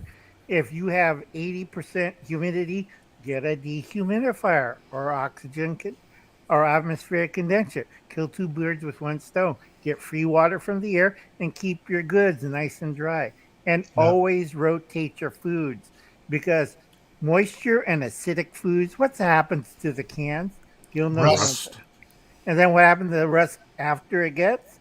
Your cans explode. Yeah. Oh, All you right. hit I just found something here. I'm gonna a deal, guys. A deal. So Uh-oh. A deal. All right. So, they just I thought it was that patio. I was like, they dropped the price Oh, wow. on the 4th edition to $41 or $42 for the black and white. Nice. But scroll down here, scratch and dent sale for the color version, $66 for the color Cool. version, and they're normally they sell it for $79.99, well $80. So yeah, if you guys want one that even though it's quote scratched and dented, cover scratched a little bit, the inside's still good. Save a bit. I'm not sure how many of these they have. They only ordered 500 of the color version to begin with. scroll up and down, see what else they got up. And that's the bottom. This is just This is just there we go. feature. This is just featured products. But yeah, I mean you want what's the Yeah, that one. Jesus. this one over here. This Yeah, is that's like all the books. this is the 4th edition book. Then it is the Complete set. antibiotics and infectious diseases, and then the pandemic book. I now basically I have two of these hard copy, and I have the other one soft copy. So yeah, so this is $139 for $140 for all three of those books. All right. And that's cheap I need because to if get you a want first me to aid come kit. by your place and save your bacon, then you're going to have some big money. Yeah. Oh, you're not. And lots of bacon. No. My bacon. Yeah, lots of bacon too. That's right. It's gonna cost. It's gonna So cost you, boy. I'm going to throw. This is the link to the Hell page here, yeah. guys. So there's the link. There's So you guys can check it out. a topic I'd kind of like to bring up or touch on or inspire discussion is death. Death. If there's something major happens, I don't know. I've experienced death a number of times, and it doesn't bother me that much. Not anymore. You get Right. numb No. to it. Yeah, you do. You get I used know, to it. I'm the same way with animals because I've been around dogs and animals. Like that was my whole thing for 15 plus years. And when a human person dies, that affects me. That hurts. But I don't. It doesn't hurt as much because since I've been around animals that have died over the years, it's just. I don't know. It doesn't hit me as much. You know what I mean? I know what you mean, Bob. Yeah. Well, I mean, I'm kind of asking for, But is there a way for someone to be able to mentally condition themselves to not roll up into a ball and cry and Yeah. go and collapse? I don't know psychology. I'm just talking out of experience. Is there a way for people to be able to mentally condition themselves to There losing is. a We loved talked- one? has to be. 10 months ago, Uncle Al and I did the live stream, how to cope with losing a Waves. family member. Oh, okay. Okay. And that's what we talked about, ways that not only dealing with it mentally beforehand, but also dealing physically afterwards with the problem with so Post. so this was back on 10 months ago. Right. This is video There you go. 337. Camp Patton Family Compound.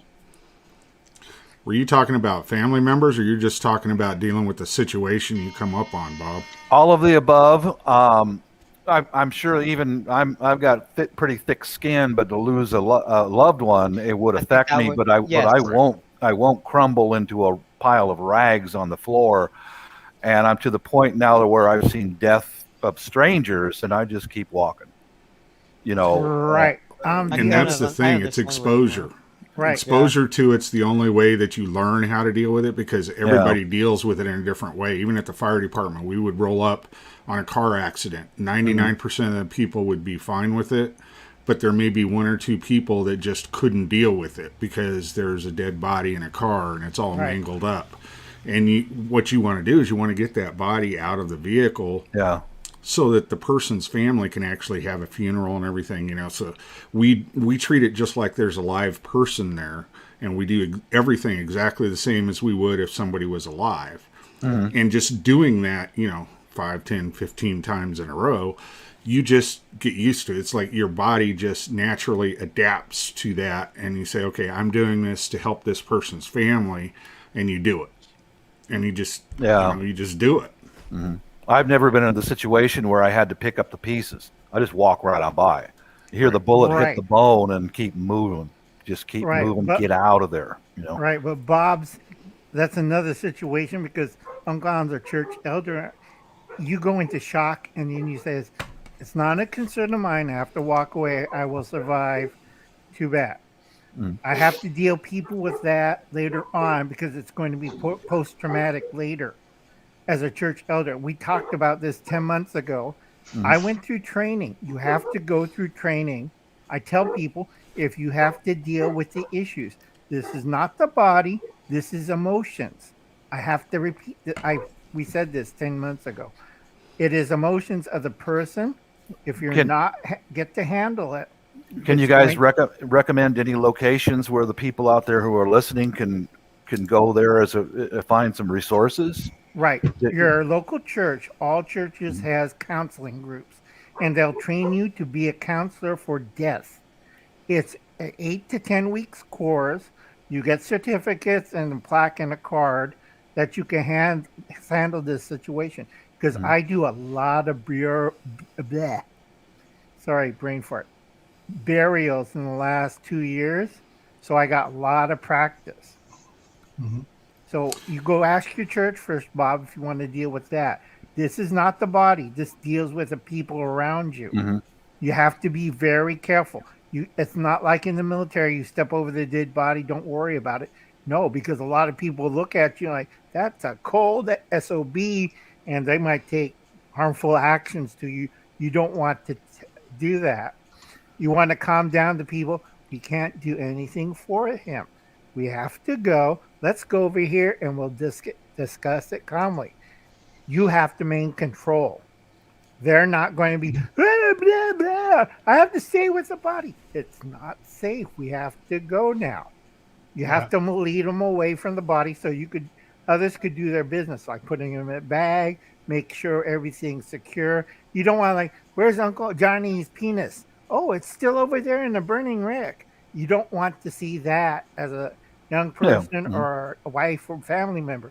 You have to lead them away from the scene. So like Bruce does his business and gets them out, and you don't have some guy screaming, I want to help. I want to help. It's a burning car.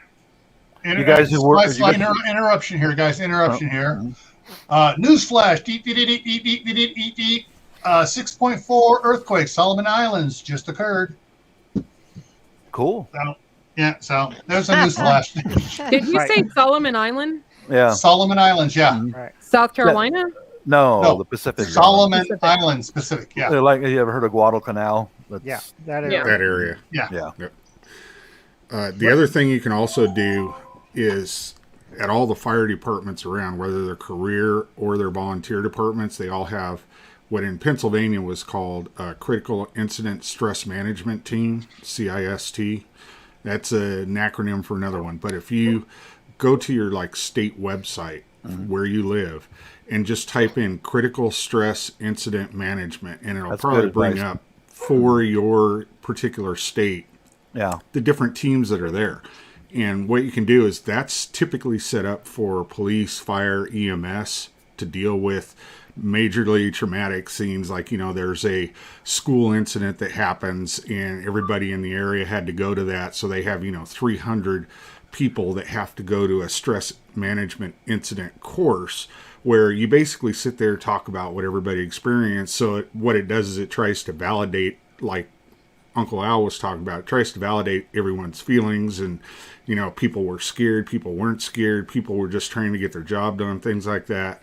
Tries to get everybody to understand everyone else's perspective.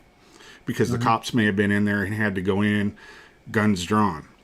Right. Fire and EMS comes in behind them, and we're having to clean everything up and get everybody out so we can get them to aid. Right. So it's different things that every single one of the people that go in there deals with something exactly different. So that's another way. And they may not be able to give you a class in it, but they would have like a list of people that they call to deal with. Yeah, police and fire. I'm glad you said that, because police and fire would be, if you're on foot, you want to go get some help. Go to your city hall. I'm guessing you're the experts. You work for Gov, and then they could direct you to where you need to go. That's good. Thanks, guys. Appreciate that. Like I said, Bob, you could go online. They have classes for it. Like Bruce says, they have critical management teams. Also, they have police and fire department chaplains. Because the chaplains, they thank God for the critical, since the shootings and the big fires. The critical management team helps them out, because one chaplain has to deal with 1,000 people. Yeah. And can you imagine if this was a big scene? Yeah, I'm glad you guys helped out with that question, because there are millions and millions of people in this country who have never even seen the body of a loved one. They've never seen a dead person, ever. And if something really drastic happens, boy, you better get used to it quick. Right. Because I've been on body recovery teams in the Air Force, because I was in security. And after, 2 B-52 crashes and one, I forgot what fighter type was it, because we're scraping the guy off the roof. It's like, oh boy. And all the paperwork that does it, you have to take the course. Because people says, who cleans up this mess? And they're looking around like, you guys, you're security, go in there. I'm like, God damn it, 4 liter. And I have to fill up fire. Yeah. Hey, Bob, for you specifically, since you're a vet, if you want to learn how to help people deal with that, you can go by the behavioral health at the VA Clinic Center. Yeah. Tell them you would like to be trained as what's called a, what do they call it now? They had me do that for the guys with PTSD. It's called a compatriot guide that helps people get through the PTSD course that they have with the VA. But you could just tell them, I want to get this training so that if I need to use it, I can use it. In the VA, they'll have one of the behavioral psychologists sit down and help you go through this training that they do for everyone else, that actually helps the vets that have PTSD and have never been in treatment before understand that, okay, I'm going to go through this, and it doesn't mean I'm a complete crazy idiot. And you help guide them through the process, and it gives them somebody who's a vet who's gone through what they went through, so that they trust you. They know, okay, this guy's been here. He went through some of the same stuff I did. Maybe not exactly, but some of the same stuff I did. And you help them along the line. And you could just tell them you want to do this because you want to be available for your community if something happens. Oh, good advice. Good. Yeah, I know the psychologists there would do it in a heartbeat with you, because they're getting paid whether you're there or not. They're getting paid because they're a VA employee.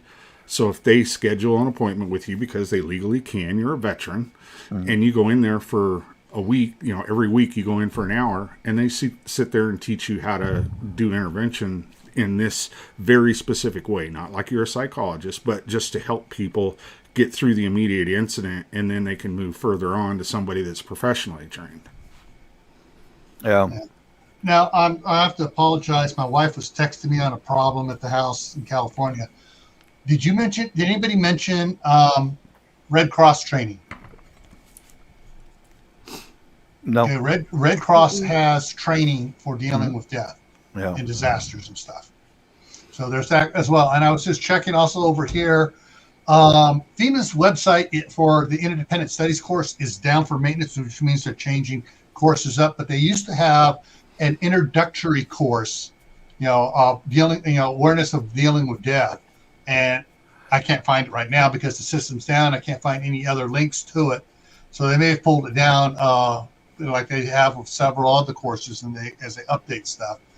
But that's a place where when they get their website back up, the FEMA Independent Study courses, and you can check to see if they have that course still or not on, training for administrators, leaders, whatever, dealing with death. I know when I became a deputy sheriff, about third day out in the field, had to deal with an accident of a car the night before graduation. I mean, the afternoon before graduation. They rolled the car. They had a little compact car, had 7 people in it, 5-seater, and I think 3 of them died. And so, here I'm fresh, 2 weeks out of the academy and after class stuff, and now I'm out here on patrol and with my field training officer, and and then 2 days later, self-inflicted suicide, shotgun to the chest. Yeah, they never used to worry about that as much with law enforcement as they do now. I mean, when we went through MP school back in the late 80s, all that they would do is they did something called an impact course. And what that was is you sat there for 3 days, 8 hours a day, watching videos of car wrecks with bodies torn apart. And, they would go to the actual battlefields and videotape bodies that were exploded and stuff. And you had to sit there and watch this for 3 days straight, because what they were trying to do is desensitize you to seeing people in that condition. And they called that impact training. Nowadays, they actually think about it and they go, oh, well, maybe that didn't work so well back then. No. And they actually try to give you some ideas to deal with it personally until you can get to like a chaplain in the Army, or you can get to somebody else that you can talk to, because you may be out in the field and see all this all around you before, a week before you can get anywhere to do anything about it. Yeah. Right. This is why.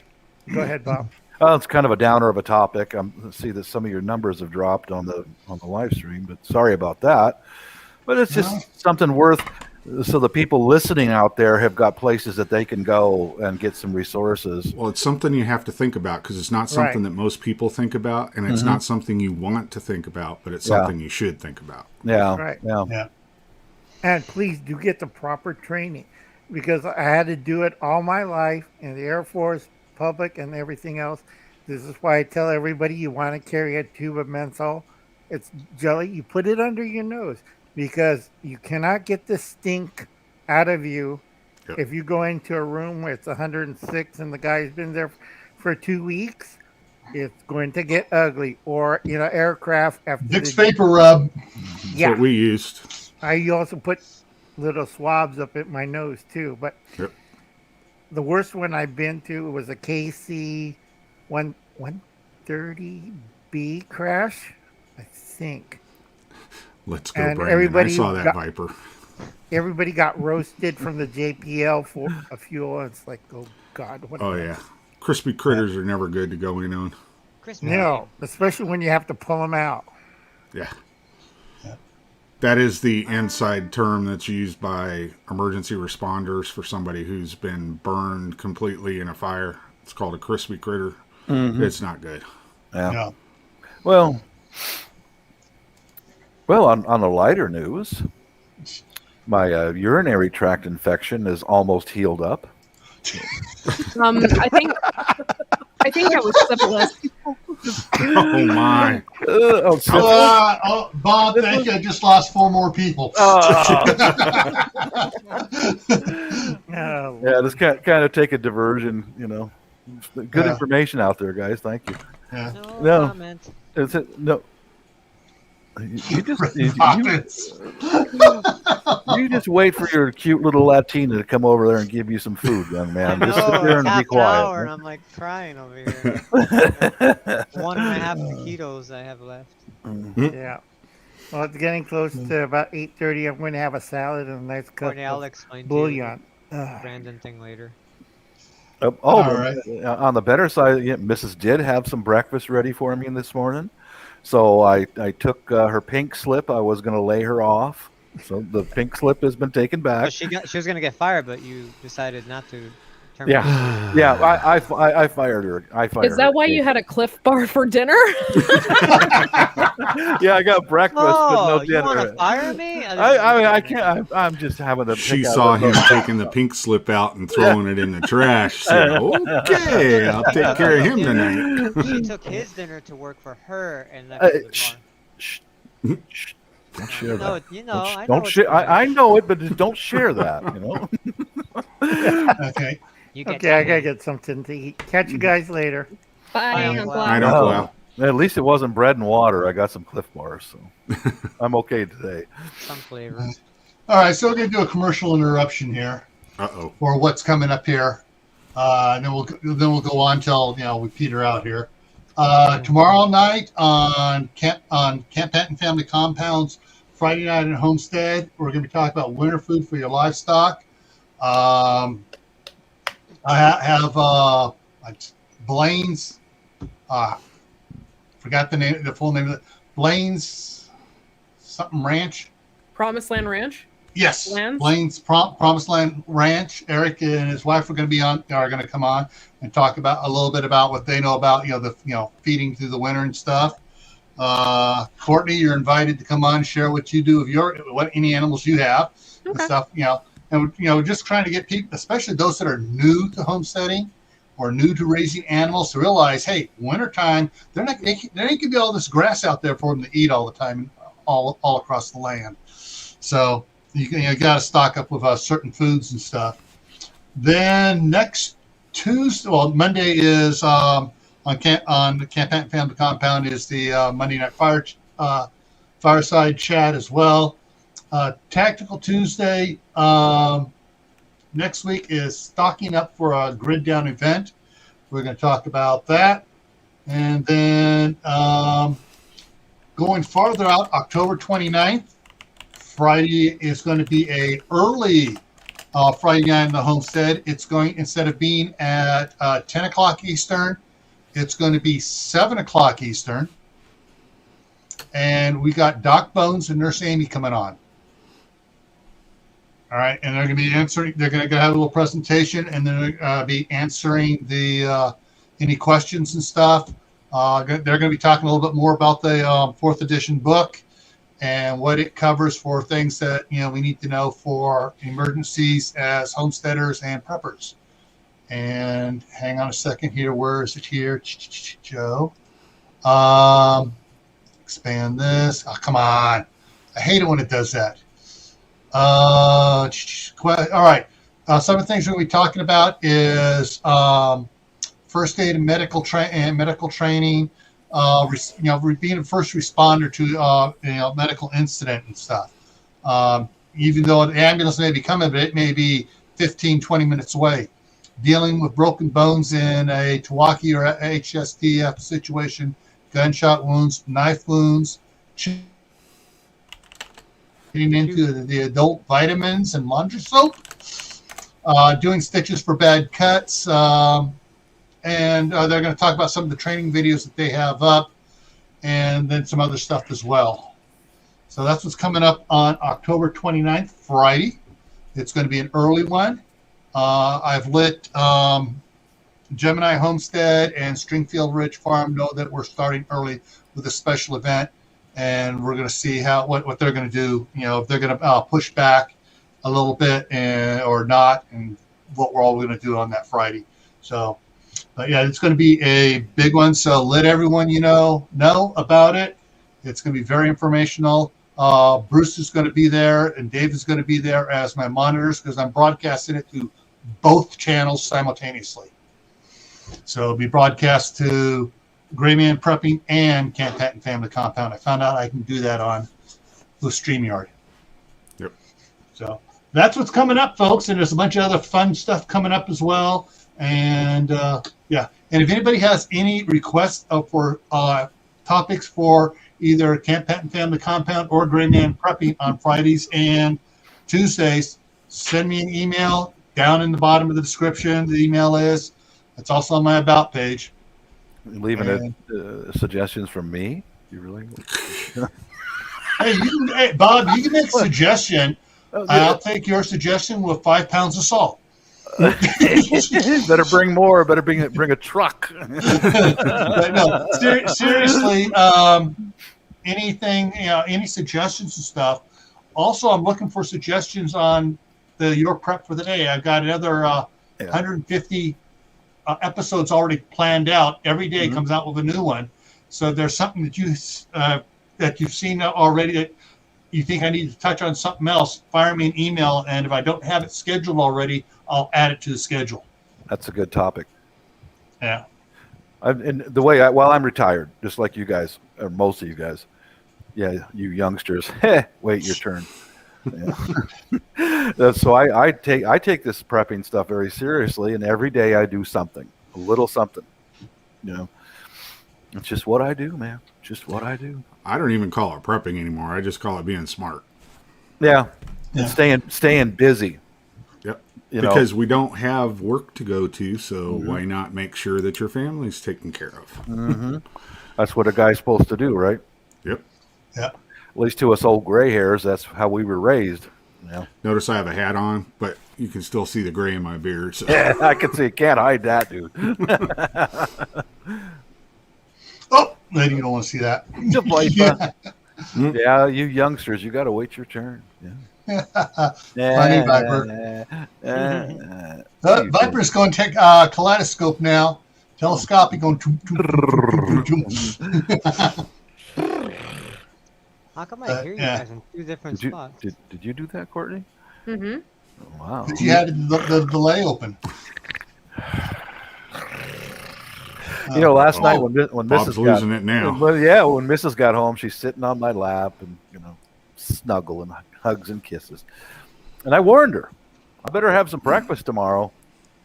I'm going to send you up to the Yukon Territory, northern Canada. Yeah. And they're going to put you into a job lassoing and shampooing wild wolverines. She didn't take me very serious, but she did make me a breakfast today. The fun part about that was when she sits on my lap. I like that. Yep. Who's your daddy? And one point that was made today on another channel that I was watching their video on was that as preppers, smart people, self-sufficient people, whatever you want to call yourselves, with the way things are starting to go here, don't go overboard in one-stop shopping. Don't go and just load up the car, pack it all full, tying stuff on the roof, and come home with all the supplies. Because all your neighbors are going to be going, oh, ooh, what are they doing now? Exactly. My neighbors can see everything. Yeah. That's why I've got to be pretty discreet. Yeah. It's called OPSEC. Uh-huh.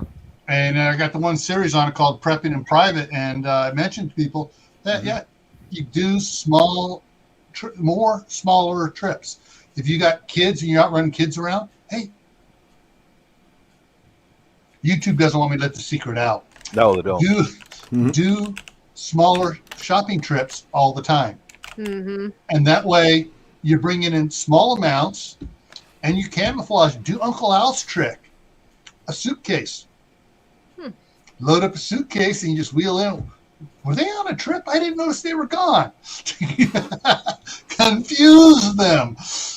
Also, I know in California, they were, you can get them around the Bay Area a lot. Like for TJ Maxx and Big Lots and some of the other stuff, you get these big bags from clothing stores. And if you have a big bag of from a clothing store, They think you bought clothes. They don't have to know that you're loaded full of food. Oh, heck yeah. Heck yeah. Ways just to camouflage stuff. The one thing that I've been doing for a long time, I've developed processes of taking like ammunition boxes, instruction manuals, rifle and pistol cardboard boxes, and destroy it before it goes in your garbage. That's really important because where I live, there's people who go through your garbage frequently. Yeah. And that is a guarantee you're going to get your front door kicked in, because the thing that those guys are looking for is like handguns. Those will fit right in the backpack and out it goes. That's something that you really got to think about, destroying your packaging. Yeah, we don't even have trash service here. Mm-hmm. We burn everything. Yeah, you're lucky there. I can't do that. I wish I could, but we burn everything. Mm-hmm. Yeah. It might be illegal here, but we do it anyway. Do it anyway. That's Hey, how it's I. not illegal here. A lot of people around here have burn barrels. Yeah, burn barrels. They have so much stuff Mm-hmm. because they don't. Like in California, we had the big, huge recycling, the big, huge garden waste. Lawn clippings, prunings and stuff. And in the trash can, we had 3 of them. Here we got 1. They don't have recycling. They don't have the garden waste one because everybody composts. And with the number of people that are they're going to the Sam's and Costco's and picking up the cases of stuff. You see, when I drive around town, I see the burn barrels going and they're tossing in big cardboard boxes. They're burning the cardboard boxes. That's how I grew up. Well, we had an old water heater was a distance away from the house, and that's what Dad would do. He'd gather up all the garbage from the house, throw it in there and burn it up. Throw it in there and burn it up, So that's nothing new to me. At least in my generation, that was pretty common. Then here comes all the, air pollution, blah, blah, blah, blah, blah. Yeah. You know what, actually, I know this sounds really stupid, but actually burning our trash, we actually recycle a lot more because obviously you cannot recycle cans and all that kind of stuff. So we have 2 trash cans, one for burnables and one for pop cans and stuff like that. So Gotcha. We'll just take the pop cans to the recycling center and, that's it. Yeah. The one disappointing thing about my area was there was some large common semi-truck trailers from the garbage company. And like Mrs. went on a spree of buying handguns, and I took all those boxes, all of them, immediately out of the house and threw them into the common dump area. There's no addresses, nothing on there, because I didn't want someone walking by and seeing, Ruger or Smith & Wesson or anything, because they look in the garage, and I didn't want to. I took that stuff right out immediately and dumped it. But the darn trash company took that out. It's gone.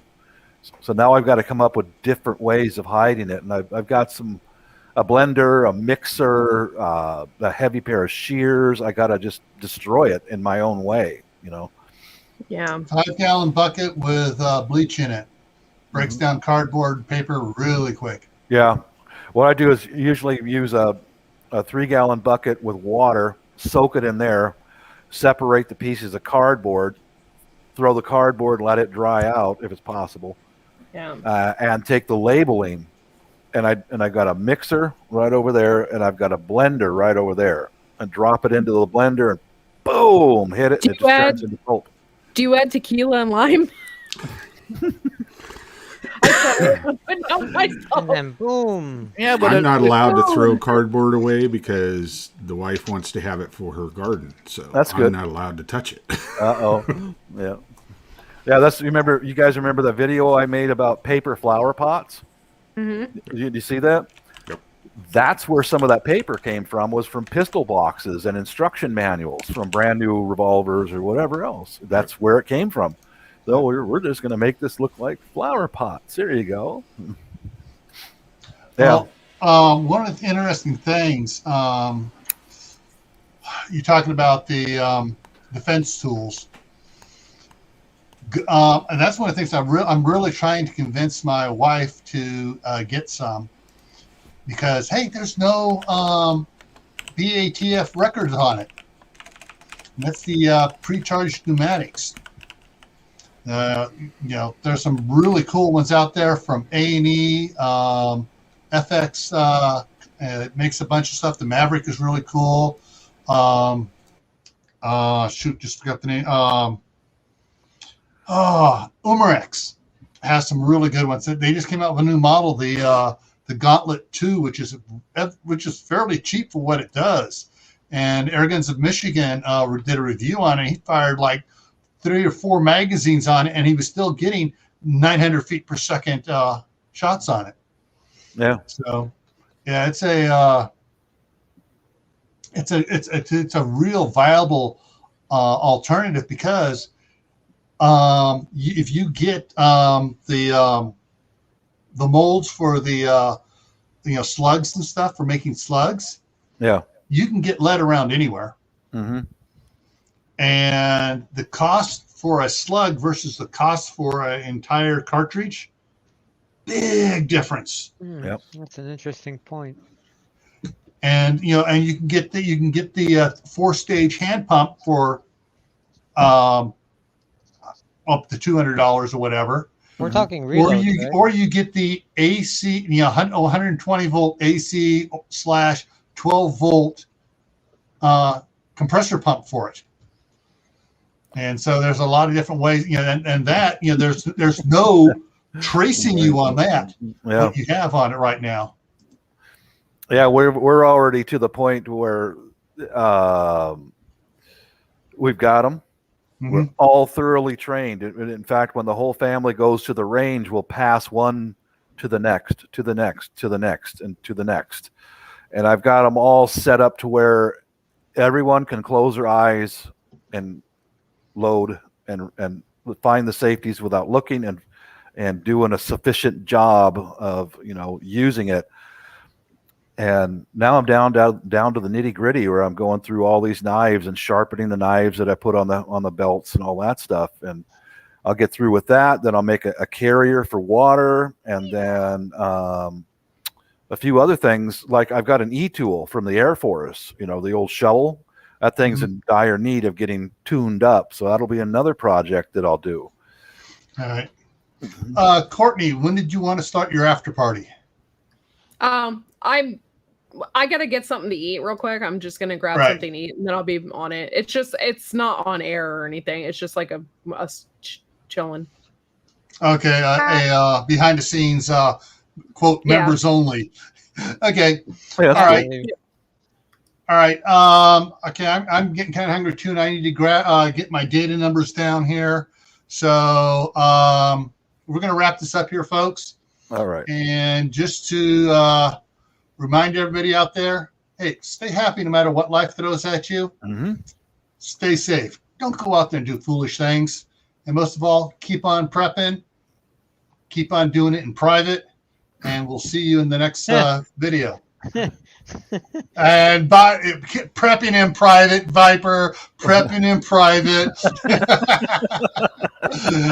All right, folks. See you around. Peace.